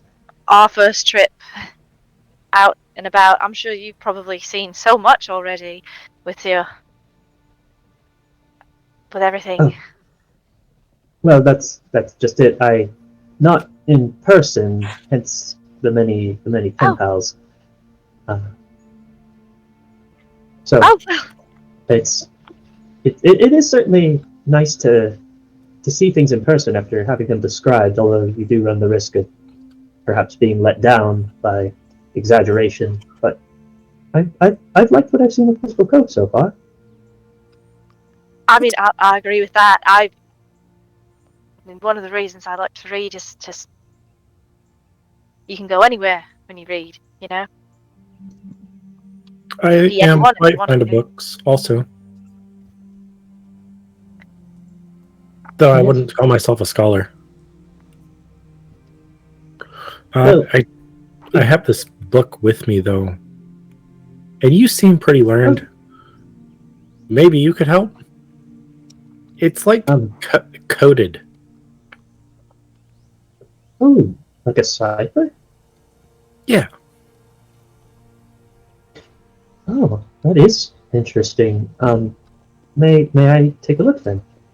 Here, and she'll like pull this giant book that she has on her hip off and like hand it over to you. Oof! Oh my. It's a lot. So I will investigate this big, important book. So what do I roll, or what do I learn, or investigate the book? Investigation or Arcana, either one. I will choose. I am equally good at both, but I am slightly better at Arcana. I will use that because I get to add guidance and my racial thing.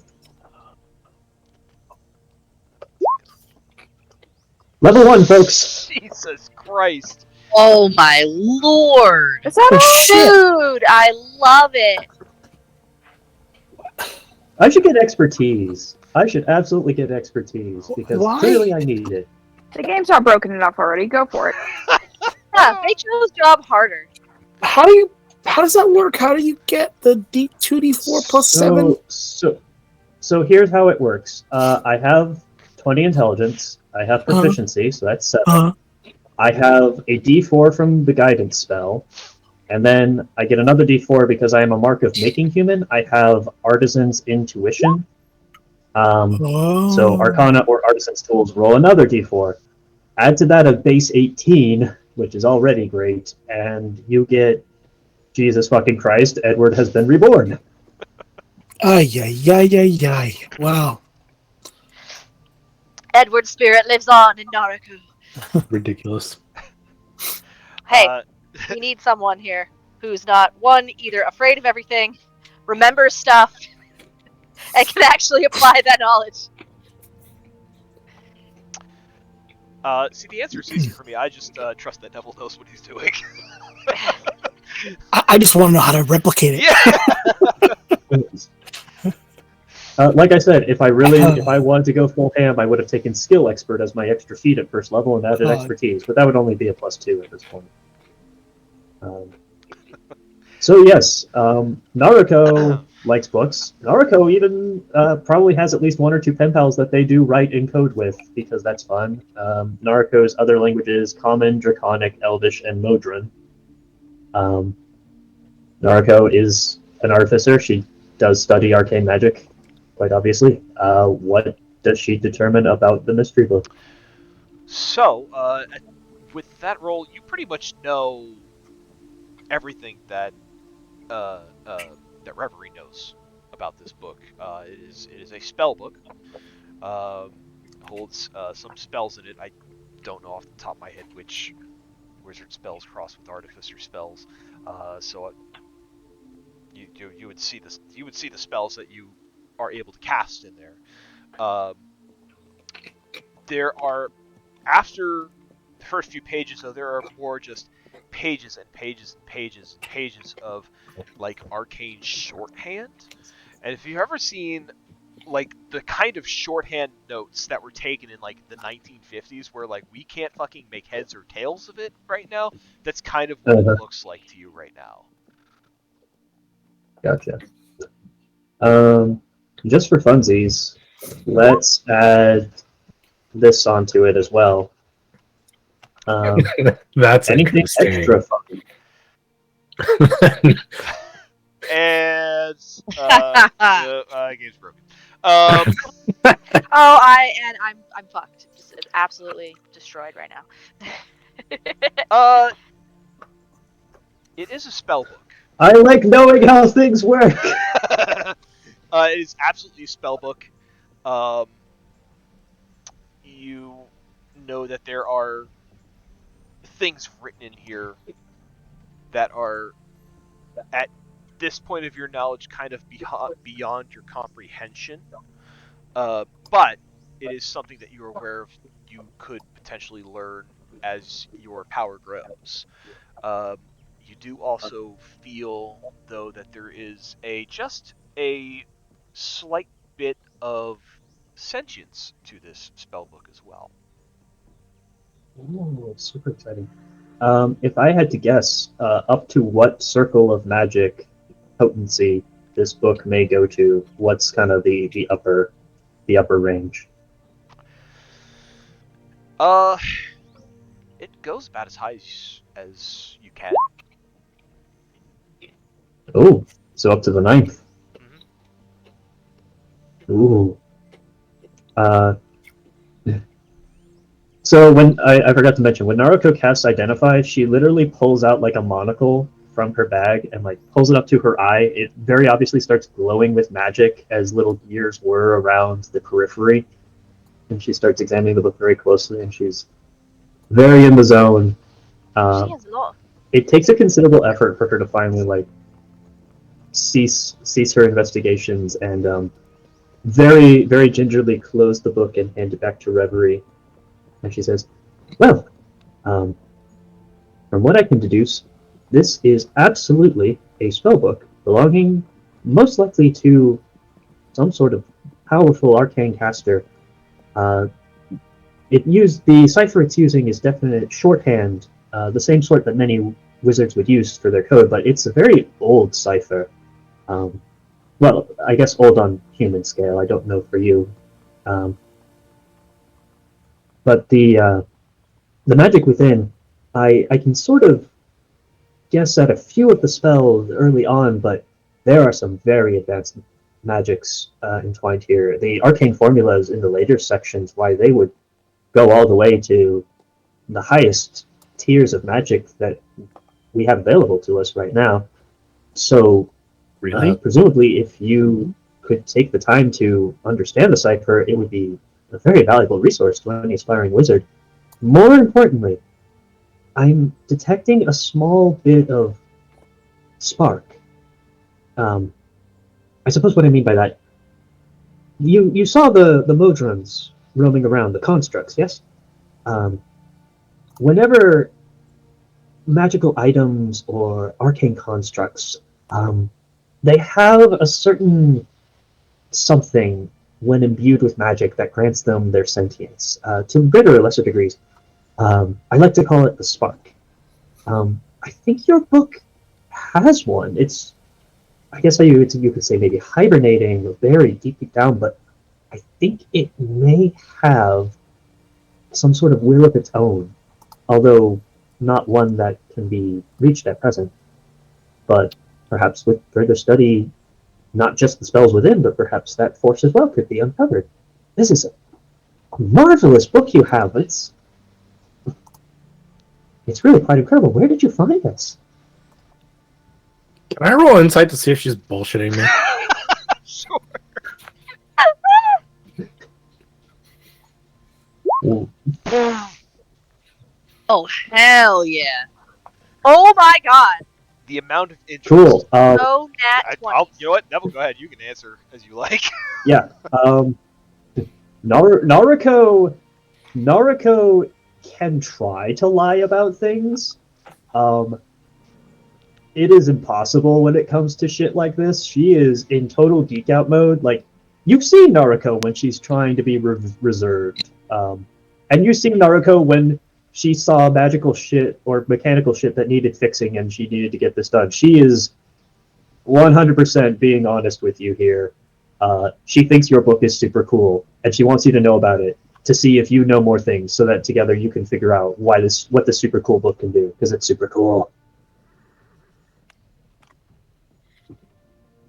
Okay, wait.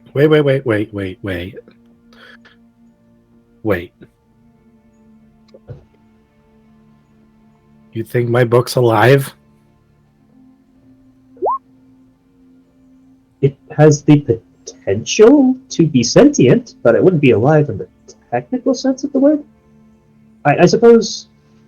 Well, there's a dozen and one spirit type creatures that could be attached to an arcane grimoire of any sort.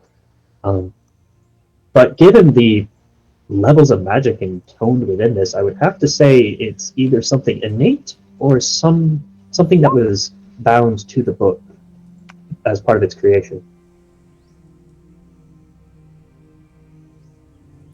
Just theories on my end, though. You have the book. How did you come by it? Maybe there's a clue there. I just stumbled across it. Like literally? Like you tripped? Yep. Oh, well, where? The desert. Across the ocean. Oh. You looked at. Well, it's certainly not Kekabeshian, otherwise it would be a papyrus scroll. But that I is a figured mystery. out, like, these first, like, several pages, I figured out what they say. But after that, the code gets, like, really complicated, and there's, like, Draconic and Celestial, and I don't even know what this other language is yet. Huh. Well, I picked up on the Draconic, but I wasn't able to tell the other languages in there. Well, if you're already making progress on the cipher, that's wonderful. Honestly, sometimes it just takes time. Work on it a bit, get some sleep. Usually, each small piece that you uncover makes the preceding sections easier to deduce. So, I think if you just keep working at it, you may unlock more. And you can always just consult other experts as you meet them. That's what I find often leads to the best discoveries is collaborative effort.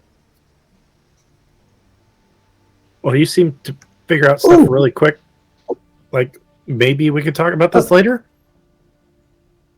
Oh, yes. You should talk to the headmistress, though. Moonhaven has a wonderful repository of knowledge. There is this lovely librarian I met there. She knows so many languages. I'm sure she can help. Okay, I'll try to talk to the headmistress when she's here for the festival.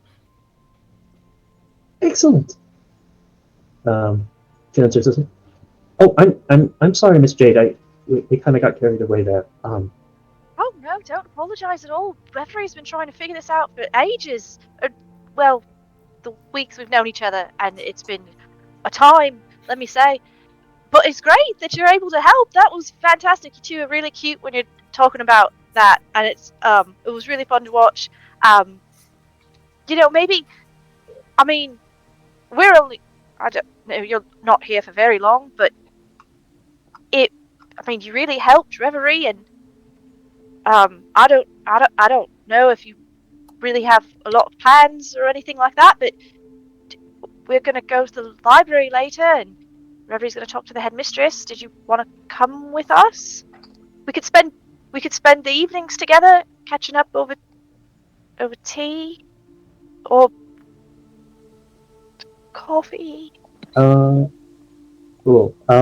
So Nariko is naive, but she did catch on that Jade called her cute. Yes. Let's see. Nariko is trying to find out if Jade is just nervous and wants to like talk about books, or if Jade is asking her on a date. Hold on. Let me figure out how Jade feels. I'm gonna insight check myself. Feelings. Hang on. Yeah. Jade. Okay, I'm insight checking myself enough to know that Jade has no idea that she said you were cute, and really is just kind of talking, and doesn't seem to know when to stop talking. And so it's a lot of first thought, first thing I say, and is very obviously, as she's carrying whatever it is she's carrying right now, very obviously just trying to figure out how to make a conversation, and she's really trying to like, this is what people do when they want to hang out. They invite you to have something of a beverage. Beverages are social interactions. Beverage. Nariko, not entirely sure what to make of Jade, but appreciating the fact that she also doesn't really know how to do social things in a casual setting either. We'll proceed to say, that sounds lovely. I'm not sure yet exactly how busy I will be with my official duties here, but I think taking some time to go over some books and take in maybe a lovely cafe here, I think that would be wonderful. You may not consider yourselves scholars, but I think you have the right attitude for it regardless. Oh, Jade is just beaming. Right, yeah, no pressure. You don't have to, we don't let every day or anything. It's whenever you have time. We're gonna be around for a bit, and we can have a beverage over books. Wait, books.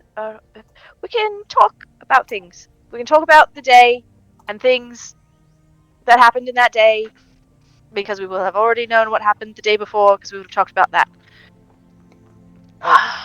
Miss Jade, you're rebelling again. Right.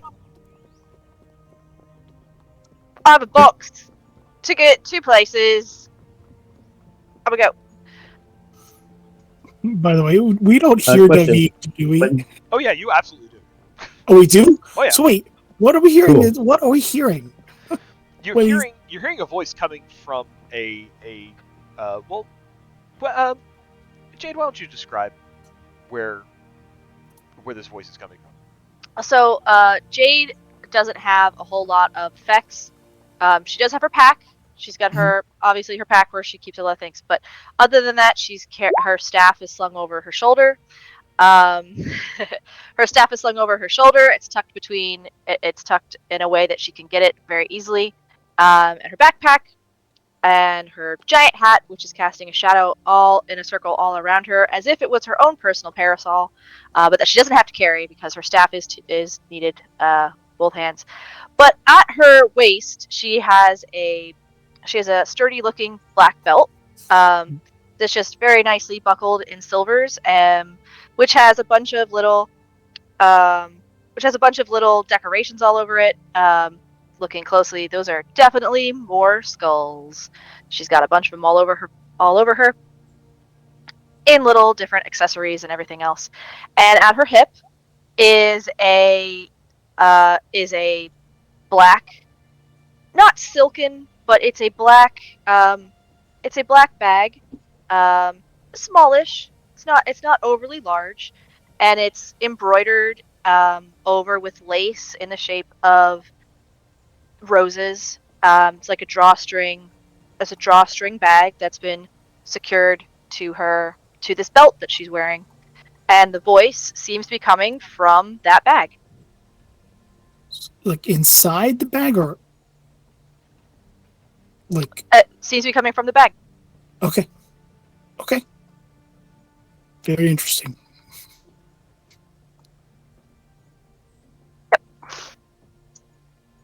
Did your Narwhal's bag tail is just talk to intrigued, you? but we'll ask about that later.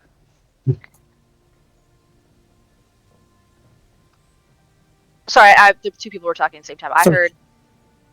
I think there's a slight delay, so it's okay. What did you say, Aaron? Did your bag just talk to you? Oh no. Okay, I will. All right. She goes back to moving stuff.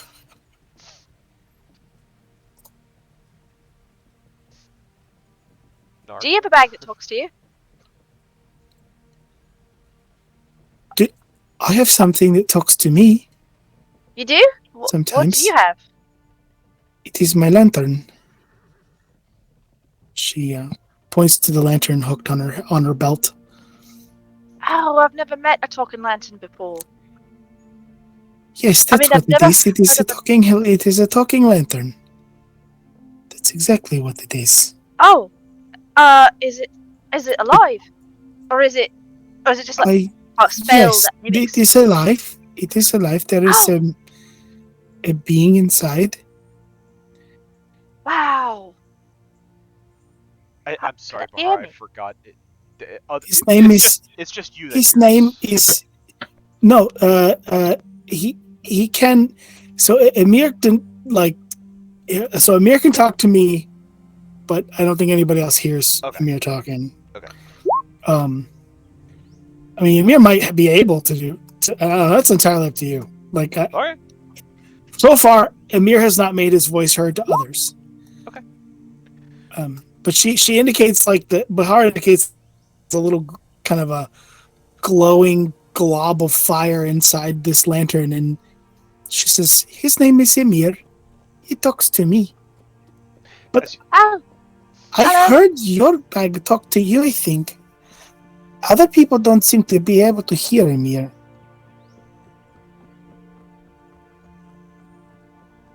maybe he's shy. Maybe he is shy.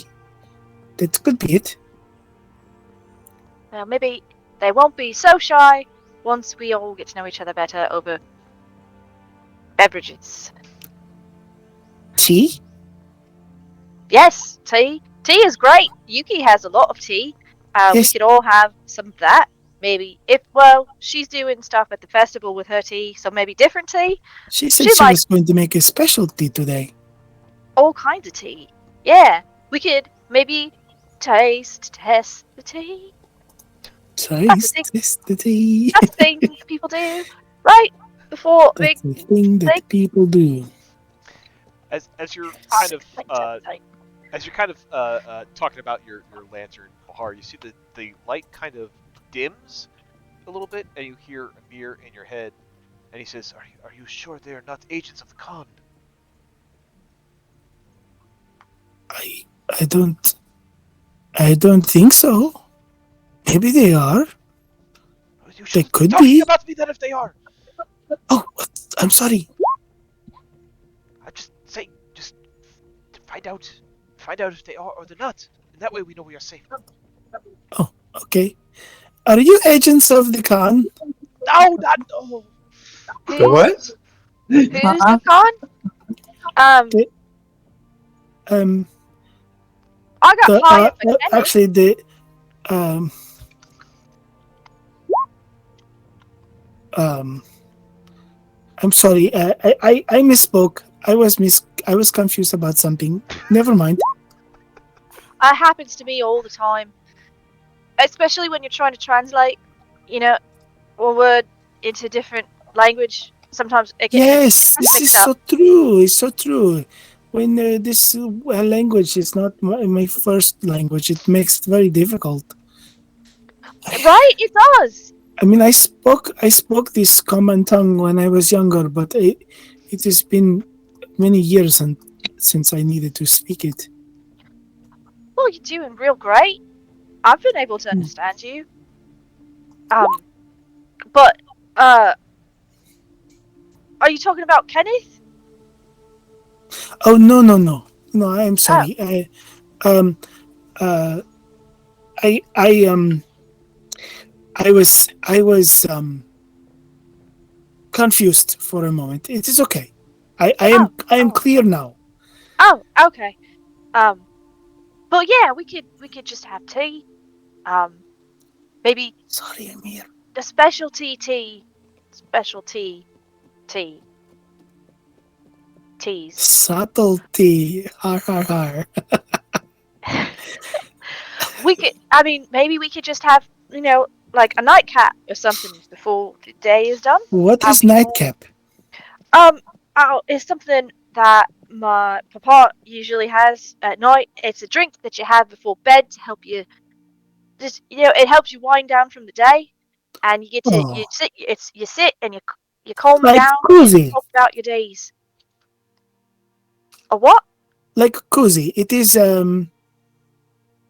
drink they drink where I have been.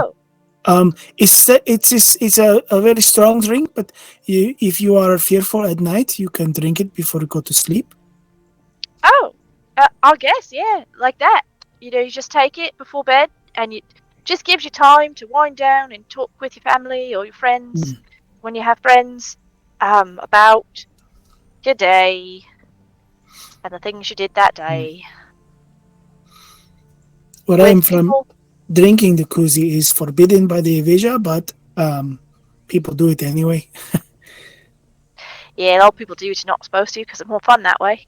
I suppose it is that is the case. Well, Yeah, so we can definitely have tea together. Noriko says that maybe if she's not too busy, and she can look back at Noriko, she come have tea or not tea or with us do you after. want? Are we going to have? Are you going to? I am so confused. Are we having tea now, or are you going to have tea with Naruto and then No, like later we'll come together and nightcaps? have tea at the end of the day. Oh, at the end Like of the end of day, day, like end of day tea after we're all done setting up. right? Because Right, we're gonna be when we're done where we're going, we're gonna be working. right, But right. end of day tea, and we can have all other beverages and That would be snacks. lovely. I would like that very much. Yeah, we could do that. That's good social things to do together with people that you know and like to be around. So, do you know the man they're calling the professor? No, but she's gonna get a little closer to Bahar. He's getting real cozy with Nariko though, and it's weird. Right? It's weird. Is it just me? Oh, Sometimes I think things oh, are weird and they're not weird, and I just don't understand because I'm is not from here, and it's just are weird. they friendly or they are romantic? I don't know. Reverie says that they're excited friends. Oh, Excited to talk to each other friends. right. I don't know. But I don't know him. I don't know him. Rarko seems to know him, and he knows Ren, and Ren seems great. Ren's I feel like I know him from somewhere, and I don't know where. Do you ever meet someone and you know you don't know them, but they give you that feeling like, oh, I'm very comfortable with you. Do you ever meet that? Right. Yes, you get that initial just vibe. Is the word I have Oh, used. vibe's a good word. Yeah, vibe. It's like a tingle vibe. Like just that weird similar something that just known him for days but haven't.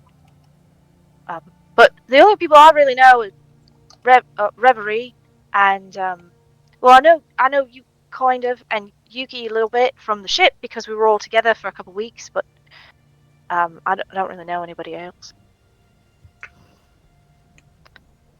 Yeah, I mean, well, that's why we should stick together because we are new together and we can learn about the city together. Yeah, I think that'd be lovely. I look forward So, to our tea. where are you from, Jade? Oh, I came from Weyburn-Port. Oh, I Yeah, me and I Reverie. I got a I returned to the material plane there. Oh, really?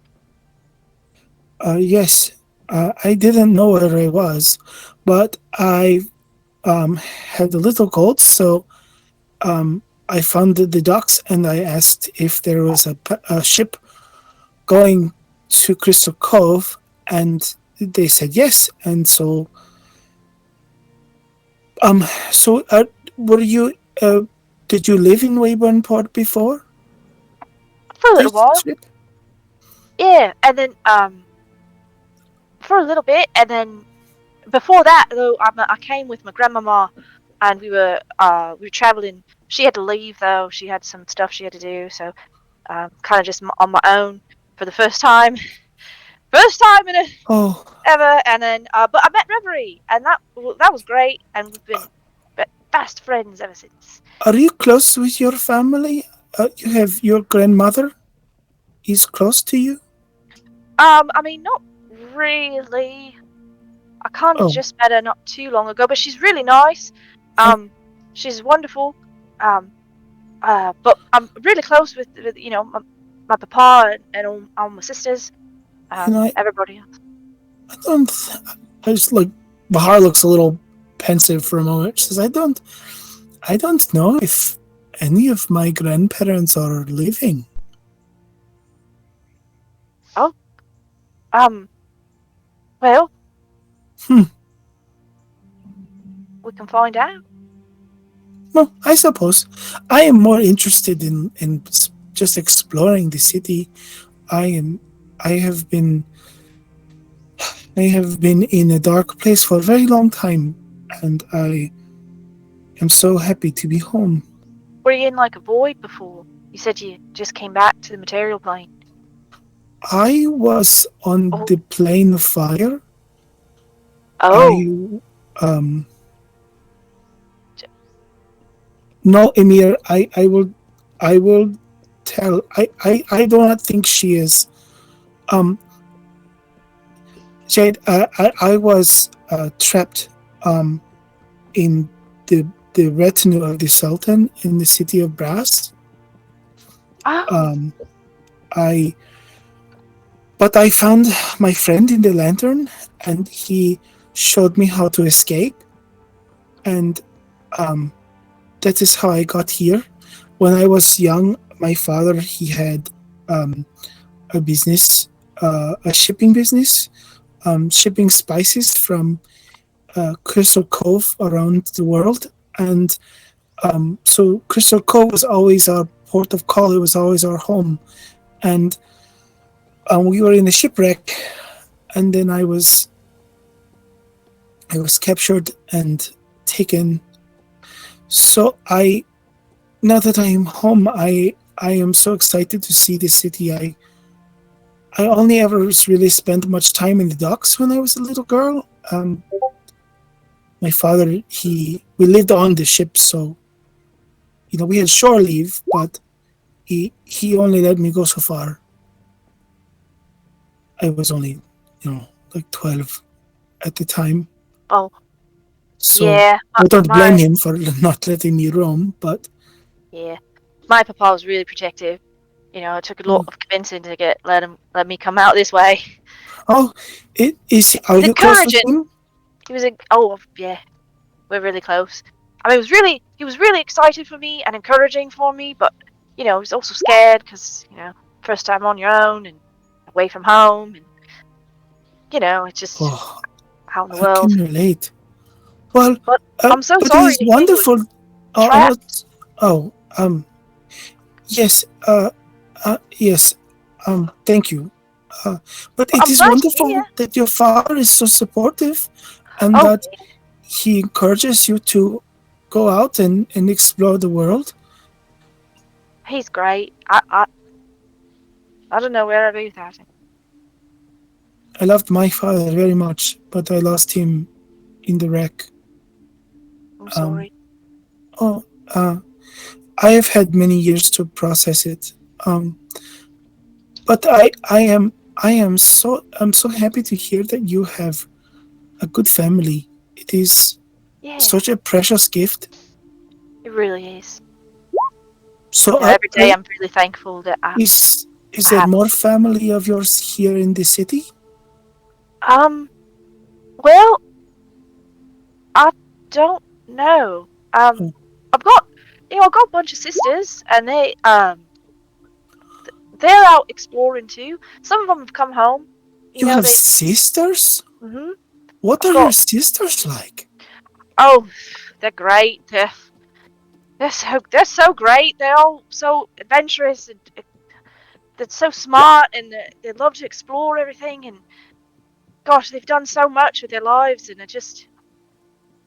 they tell some amazing stories every time they come home about everything and how much they've turned things around. Well, now you will have amazing stories to tell them. Yeah, I'm looking forward to it. When we get there, I mean, one of them probably is around somewhere. I don't know that anyone's here. But I did send a message home that I'd be coming this way. So if anybody's coming out, they'll probably send me a message. I mean, otherwise it's we'll kind of roam.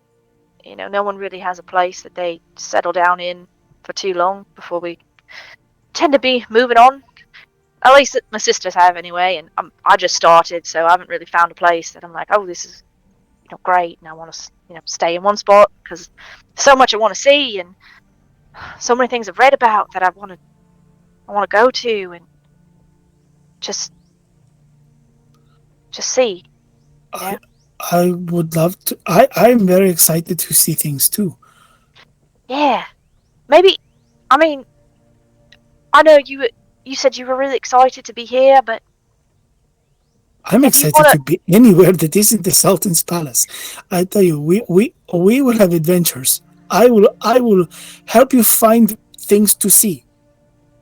I'd like that. Maybe we could all travel a little bit together. So I hope that on the boat we all made very good friends and will stay together. I don't have a lot of friends, so I think that is more valuable than anything. Yeah. To find friends. Yeah.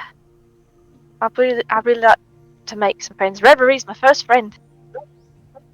So always nice to make more. But I assume Reverie's hanging out with us too. Are we all standing around? You guys are together? still kind of like moving through the city, but Right. Okay. So I'm gonna turn my attention at Reverie for a moment. Reverie, you have very beautiful horns. Oh, thank you.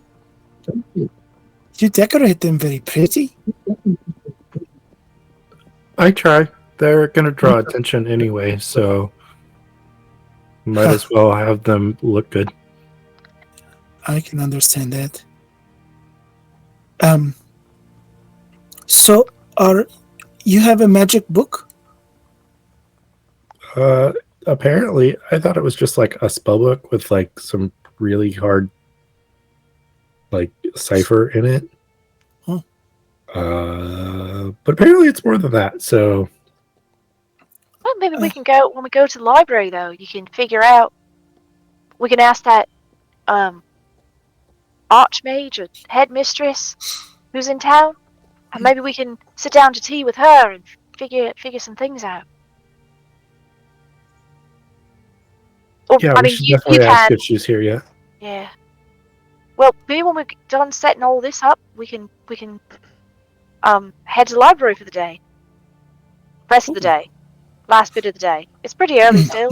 That sounds like a good idea. I would love to see a library. speaking of getting things set up, it's about this time as you guys are walking through. You see the Church of Saint Balinor kind of rising in your vision as you get closer and closer. As you approach, though, you do see that there's a small crowd gathered outside around an ornate, colorful, covered wagon drawn by a mule that looks a little bit like this. Ooh. A man and a woman dressed in billowy, flowing garb and colors matching the wagon, with long, wild hair tucked into bandanas, stand in front of the broadside of this wagon. Another similarly dressed woman sits in the open door at the back of the wagon. It's hard to make out what they're saying over the clamor of the crowd, but these people look concerned.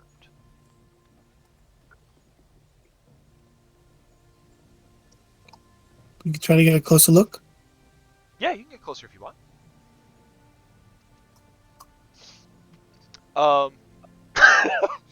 Keona kind of doesn't really pay them much mind, but sees you guys getting closer, and she kind of slows her pace as Bahar gets closer. Anyone else who also decides to get closer, you can kind of start hearing their voices rise above the crowd. You hear one of the women call out, "And the sky will shatter, and the ancient eye will come out of its hiding. Magic will foul, and the land will spoil. It is truly the end of days. Abandon your revelry and make peace with your loved ones. Pray to your gods to end the nightmare before it can descend upon you." Well, that's not really festival spirit. Keelan, What are they talking about? overhearing you guys, you see Keelan rolls her eyes, and she says, "A bunch of traveling nomads, they always talk about doom and gloom, the end of days. The apocalypse is always coming. Oh, they've been here before. They show up around festival times. Yeah." Oh, Yeah. I think my papa told me about people like that who were just, they try to capitalize on a lot of people being together, and is that what they're doing? Do they just want attention, or they? Use a festival. They use large gatherings like this to spread their word of doom and gloom. Whether it's true or not is hard to say, but they are quite convinced in their conviction. But you said they come around every festival. Whenever there's a large gathering of people, every once in a while, yeah, they come by with their wagon. Do they not get, I don't know, disheartened by the fact that every prophecy of doom and gloom doesn't happen?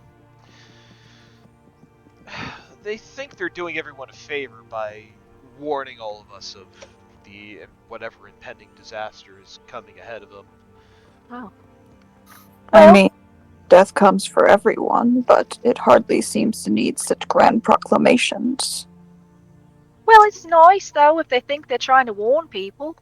I mean, Well, if the world was ending, and the only thing you can do is try to get people to go and tell everyone they loved each other before the ending, that's a pretty nice thing to do, right? I mean, otherwise, what are you going to do? Just run home and scream and shout about it, and then be alone for it? At least they're out here. I mean, it's not great. But at least they're trying to do something that they think is good. I hope the world doesn't end soon. I just got here. I mean, if my papa says that the world's always in danger. There's always something happening. But for the amount of times the world's in danger, there's always someone to save it. And always someone to rebuild it. So even if the world was going to end, it would just end in the way we currently know it, and then we would dust ourselves off and piece it back together. That's the important thing, is just putting the things that are important back together when you can. The Visha says that no man shall predict the time or date of the coming of the fire that will destroy all of the worlds. So maybe if they keep predicting that it will happen, it can't happen on that day. Oh, that's a great way to look at it too. You just can't. If you're always expecting it, then it's never going to show up because it's going, nope, not today. Cannot be surprised. Can't be surprised today. Right, exactly that. Thank you. I guess. to them. Thank you for the warning. Thank you for the warning. Keep warning us every day. Jade means that if they were to look at her, like, it's very earnest. Thank you for the warning. They one of them kind of like turns towards you, Jade, and it's the man standing out front of the wagon, and he calls back, "Do what you must to make your peace. The end of the world is nigh. Pray that it does not come to pass."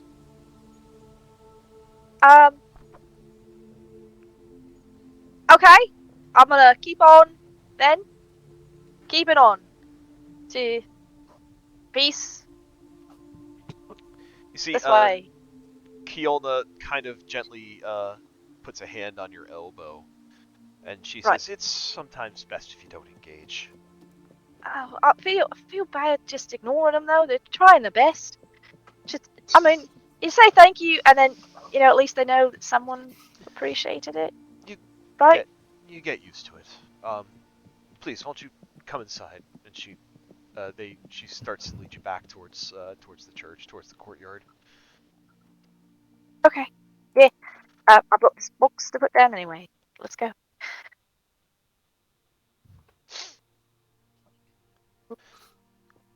So Kiolna will continue to lead you inside unless you wish to kind of delay outside. But otherwise, she'll lead you in. She'll lead you to the courtyard area. She'll start showing you around where the different supplies goes, and she especially takes the time to show Narco where she is to set up the von Grutzner display. Oh, yes. There will be a display. The most powerful display. All will tremble at the might of the von Grutzner family. Probably. It's only a rumor that we're secretly in the Illuminati, promise. It's just a rumor. Nothing to see here. Should keep eating bologna. It's fine. So she shows you in, shows you where to go, shows you where to place everything. And she turns to you, Narco, and she says, "Lady Narco, I will leave the assembly of your display up to you. I must go inside and make my report. But I will be back out as soon as I can." We are very grateful for your guidance as our liaison here, Kiolna. Much appreciated. She nods and she says, "Of course, and whenever you're ready, you may help yourselves to the lunch buffet." And you see there's a nice, like, craft services table set up. I run. Oh, all right. Well, this whole place is just really nice. Narco, where do you want these boxes? So the professor's box needs to be there. Mr. Wren, the basket you're carrying goes alongside it, as does the canvas that Miss Reverie has. Miss Bahar, you may drop yours over there. The wheels that Miss Yuki has will go alongside it, and then Miss Jade, the box that you are carrying, just set it on the table there. Oh, all right. Here we go. Sets it on the table. Yes. Do I need to? Do you want us to help you open things or put them together? Or? Yes, if you could help with the uncrating. I know the professor is very excited to see his contribution, so I'll start with that. And Narco proceeds to start unboxing the strange engine she has, and starts gathering up the other components. I've never seen anything Joe, do I like need that. to make a roll for this? I wouldn't say so. You know pretty much where everything goes and how everything fits together. I mean, you damn near practically designed this stuff, so. So he proceeds to hook in the engine to a number of ropes and pulleys that then connect to a very large stretch of canvas, then connects it at the other end towards this very large basket. And that says, all right, now I need about 20 feet of space from everyone, please. Jade backs up 30 feet. Yep, backing way up. Especially after hearing that loud bang from the boat. I think Jade is going to back up to wherever Ren is at and Reverie. Professor gets closer. Of course he does. Hide. With that, she grabs at the engine, pulls out the cord, and it immediately starts bursting a gout of fire that proceeds to shoot upward. Naruko then starts angling it towards the canvas bag, which begins to inflate. And Maybe very the quickly fire starts is coming to them. tuning dimension. Soon enough, the canvas has inflated and is now hovering over the basket, which has started to kind of spin a little bit in place as it becomes apparent that it is not entirely grounded anymore. And she turns to the professor and says, "Ooh, all right, it's lighted up. Professor, would you like to take your seat? It only seats one. And definitely hold the safety ropes." He gasps loudly and he's like, "Is that me? And he like very quickly hops into the seat and grasps the safety holds. All right. Naruko proceeds to fiddle with a dial on the side, make sure that the safety rope is securely attached, and then she gives a yank on the cord. The jet of fire increases in intensity, and the professor, sitting in a small miniature hot air balloon, proceeds to rise up slowly but surely until he is above the nearby rooftops. The rope pulls up to about even 45 feet of length, tethering it to the ground. Emblazoned on the balloon itself is the big fancy emblem of the von Grutzner Trading Company.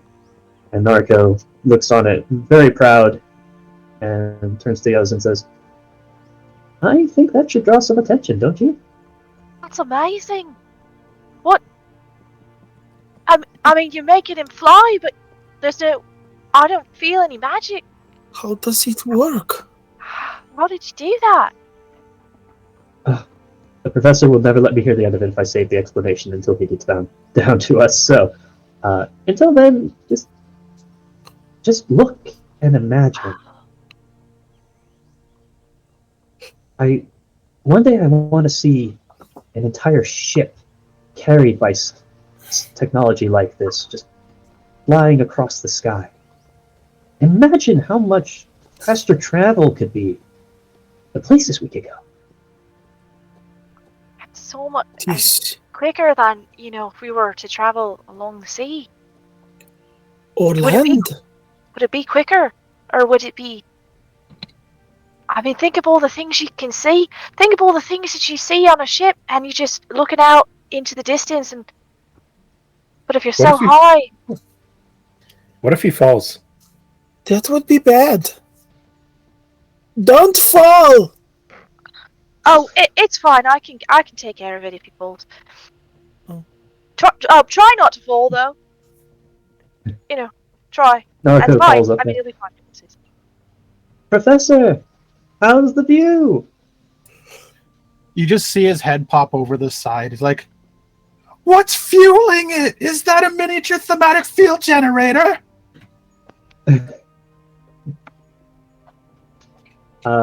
She kind of laughs. She says, "Nothing quite so fancy, but I did take that fuel source that you found in Baklavar, and I miniaturized it for an engine. It's similar to the steam design, but a little more grossly combustive. Don't fiddle with it. He, like, his hands were already like mid-air, and he drops them quickly. He's like, "Oh, that's gorgeous! It's practically clockwork. I love it. I want to take it apart and put it back together again." I set the timer for about 3 minutes, so after that it'll let off the steam and let you down. Will it be less volatile at that point? I reiterate, it's more unstable than my usual devices. Don't touch it. Oh, Your devices. Did you build this? Oh, she kind of takes a moment and she's like, yes, the design is mostly. I mean, I had a good bit of help. The professor, like I said, the professor helped me determine some of the intricacies of the right type of fuel I would need to get the right level of combustion. But But you built the it. main schematic for my design, yes. You are brilliant. That's amazing. I've never seen anything like this before. No wonder That's- you're in charge of a whole company. No. I'm not in charge of the company. I'm the heir. My mother, Katerina von Grutzner, she's the head of the company. I'm She takes care of apprenticing under her. she takes care of like the money and stuff, but you make these things. You make things like this. That's amazing. That's amazing. It seems to me that you are like the steam in this balloon, that the things that you create elevate that company. Like Yuki I said, mean, I suppose. I mean, innovation comes from everywhere. I'm just one girl. Admittedly I've got access to a lot of materials and research to do things with, but well, I think it's important if I'm going to take over the company one day, I should understand how it works and contribute to it. I mean, yeah, but if you just make things like that, I can't see how you fail. Oh, let me tell you, there were a lot of failures before I got this working off the ground. Well, practice makes perfect, doesn't it? Try again. Iteration makes for perfection. Close enough to it, Oh, anyway. I think the timer is finally running out. He should be descending now, and oh yes, that is smooth. Good. Didn't want him crashing. As the balloon starts to descend, Professor, you can hear the machinations inside this thing start to calm down, and it powers down slowly and brings you to a gentle landing on the ground. As the balloon hits the ground, Kielna comes back out. If I could put her on the right layer, that would be fantastic. There she is. She comes back out. She looks at Narco and Professor, and she says, "That was impressive. I don't think anybody inside the compound quite expected that. You raised quite a few hackles." Oh, in a good way?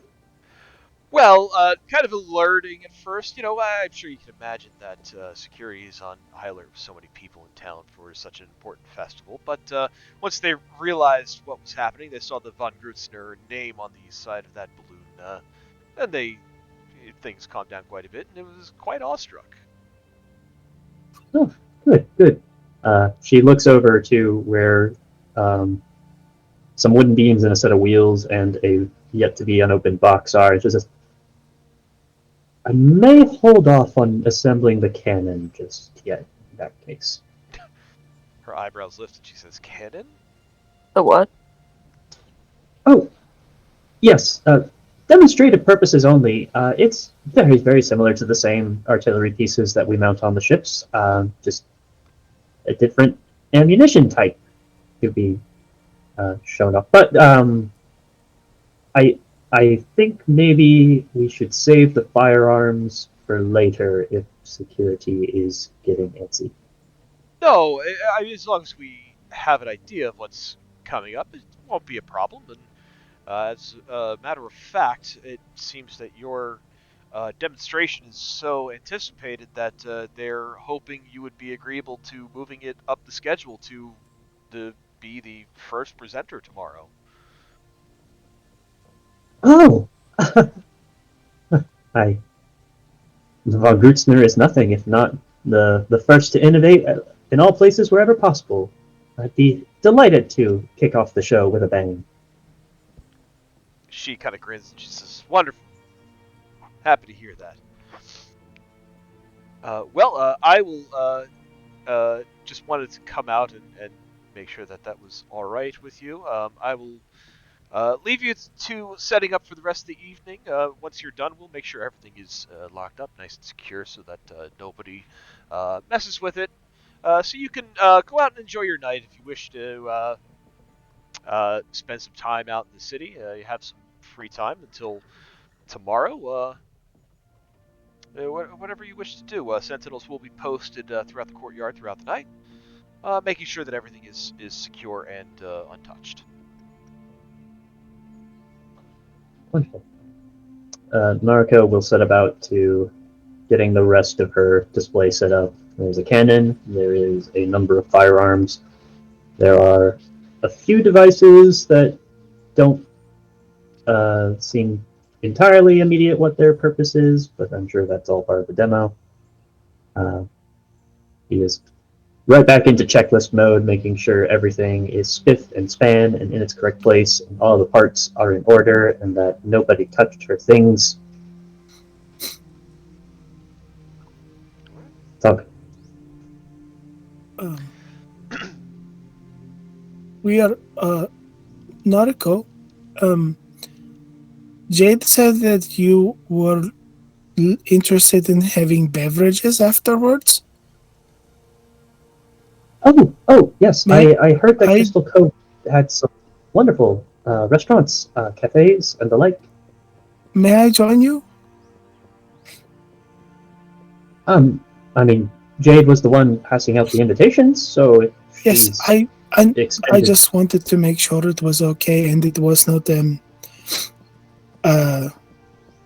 more than okay. That's fine. Yes, I would like to come. Wait, what were you going to say? Oh, it was there was an invitation. Well, Jade invited you first, and I just wanted to make sure I was not inviting myself. Oh, okay. That's fine. I would like to know more about your story. You have made quite a fantastic invention, and you seem like you have other things that are going to be demonstrated tomorrow. It's very exciting. Oh. Yes. Well, that. Yeah, I must say it's exciting for me too. Normally, I'm not quite so up in front with all the new devices, but Mother says that I should get more used to being a public face with these sorts of things. So I'm glad that you're all serving well as a little bit of a test audience for me. If your reactions are anything to go by, I think I'm on the right track. You mentioned making a whole large ship like that. Oh, one day. There's a lot of iteration to be done on the designs before I could make something that large. But the concept is proof enough, for sure. In my time in the City of Brass, I have seen the Sultan had elemental ships that were able to kind of fly, but it was all magic, not technology. which Yes.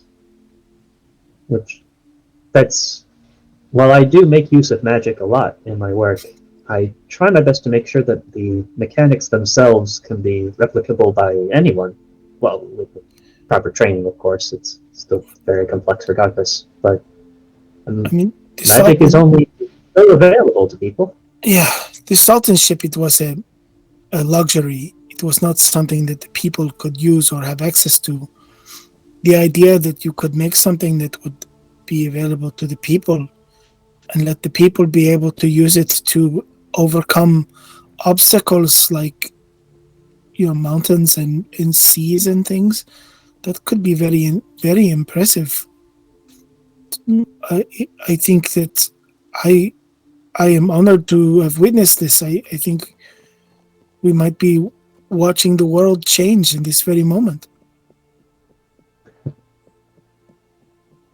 Yeah, I world's changing in a lot of ways right now, big and small.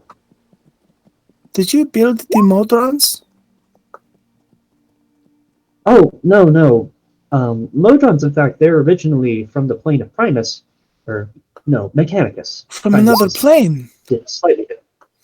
Yes, they're constructs from the plane of law and order. They're very axiomatic by design, but there are ways to replicate the design. It's a very complex procedure, but If they are from another plane, why are they here on this one? well, two facets. One, they can be summoned directly by someone who has the proper magical code phrases. Also, Modrons themselves are known to travel on occasion, usually on some sort of mission directed to them by the Prime. So they can sometimes be spotted in all manner of planes where they've managed to entangle themselves.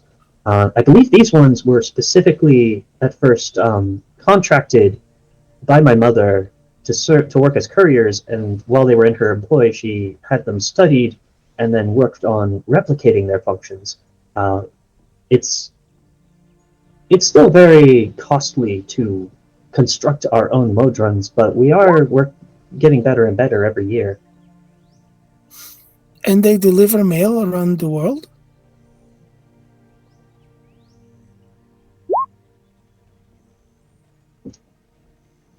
They do, although we're trying to broaden the number of tasks that they are able to perform. With that, That is. before we get too Oh, go much ahead. deeper into this conversation, we are past Oh, 11 yeah, it's o'clock. late. Oh, crap.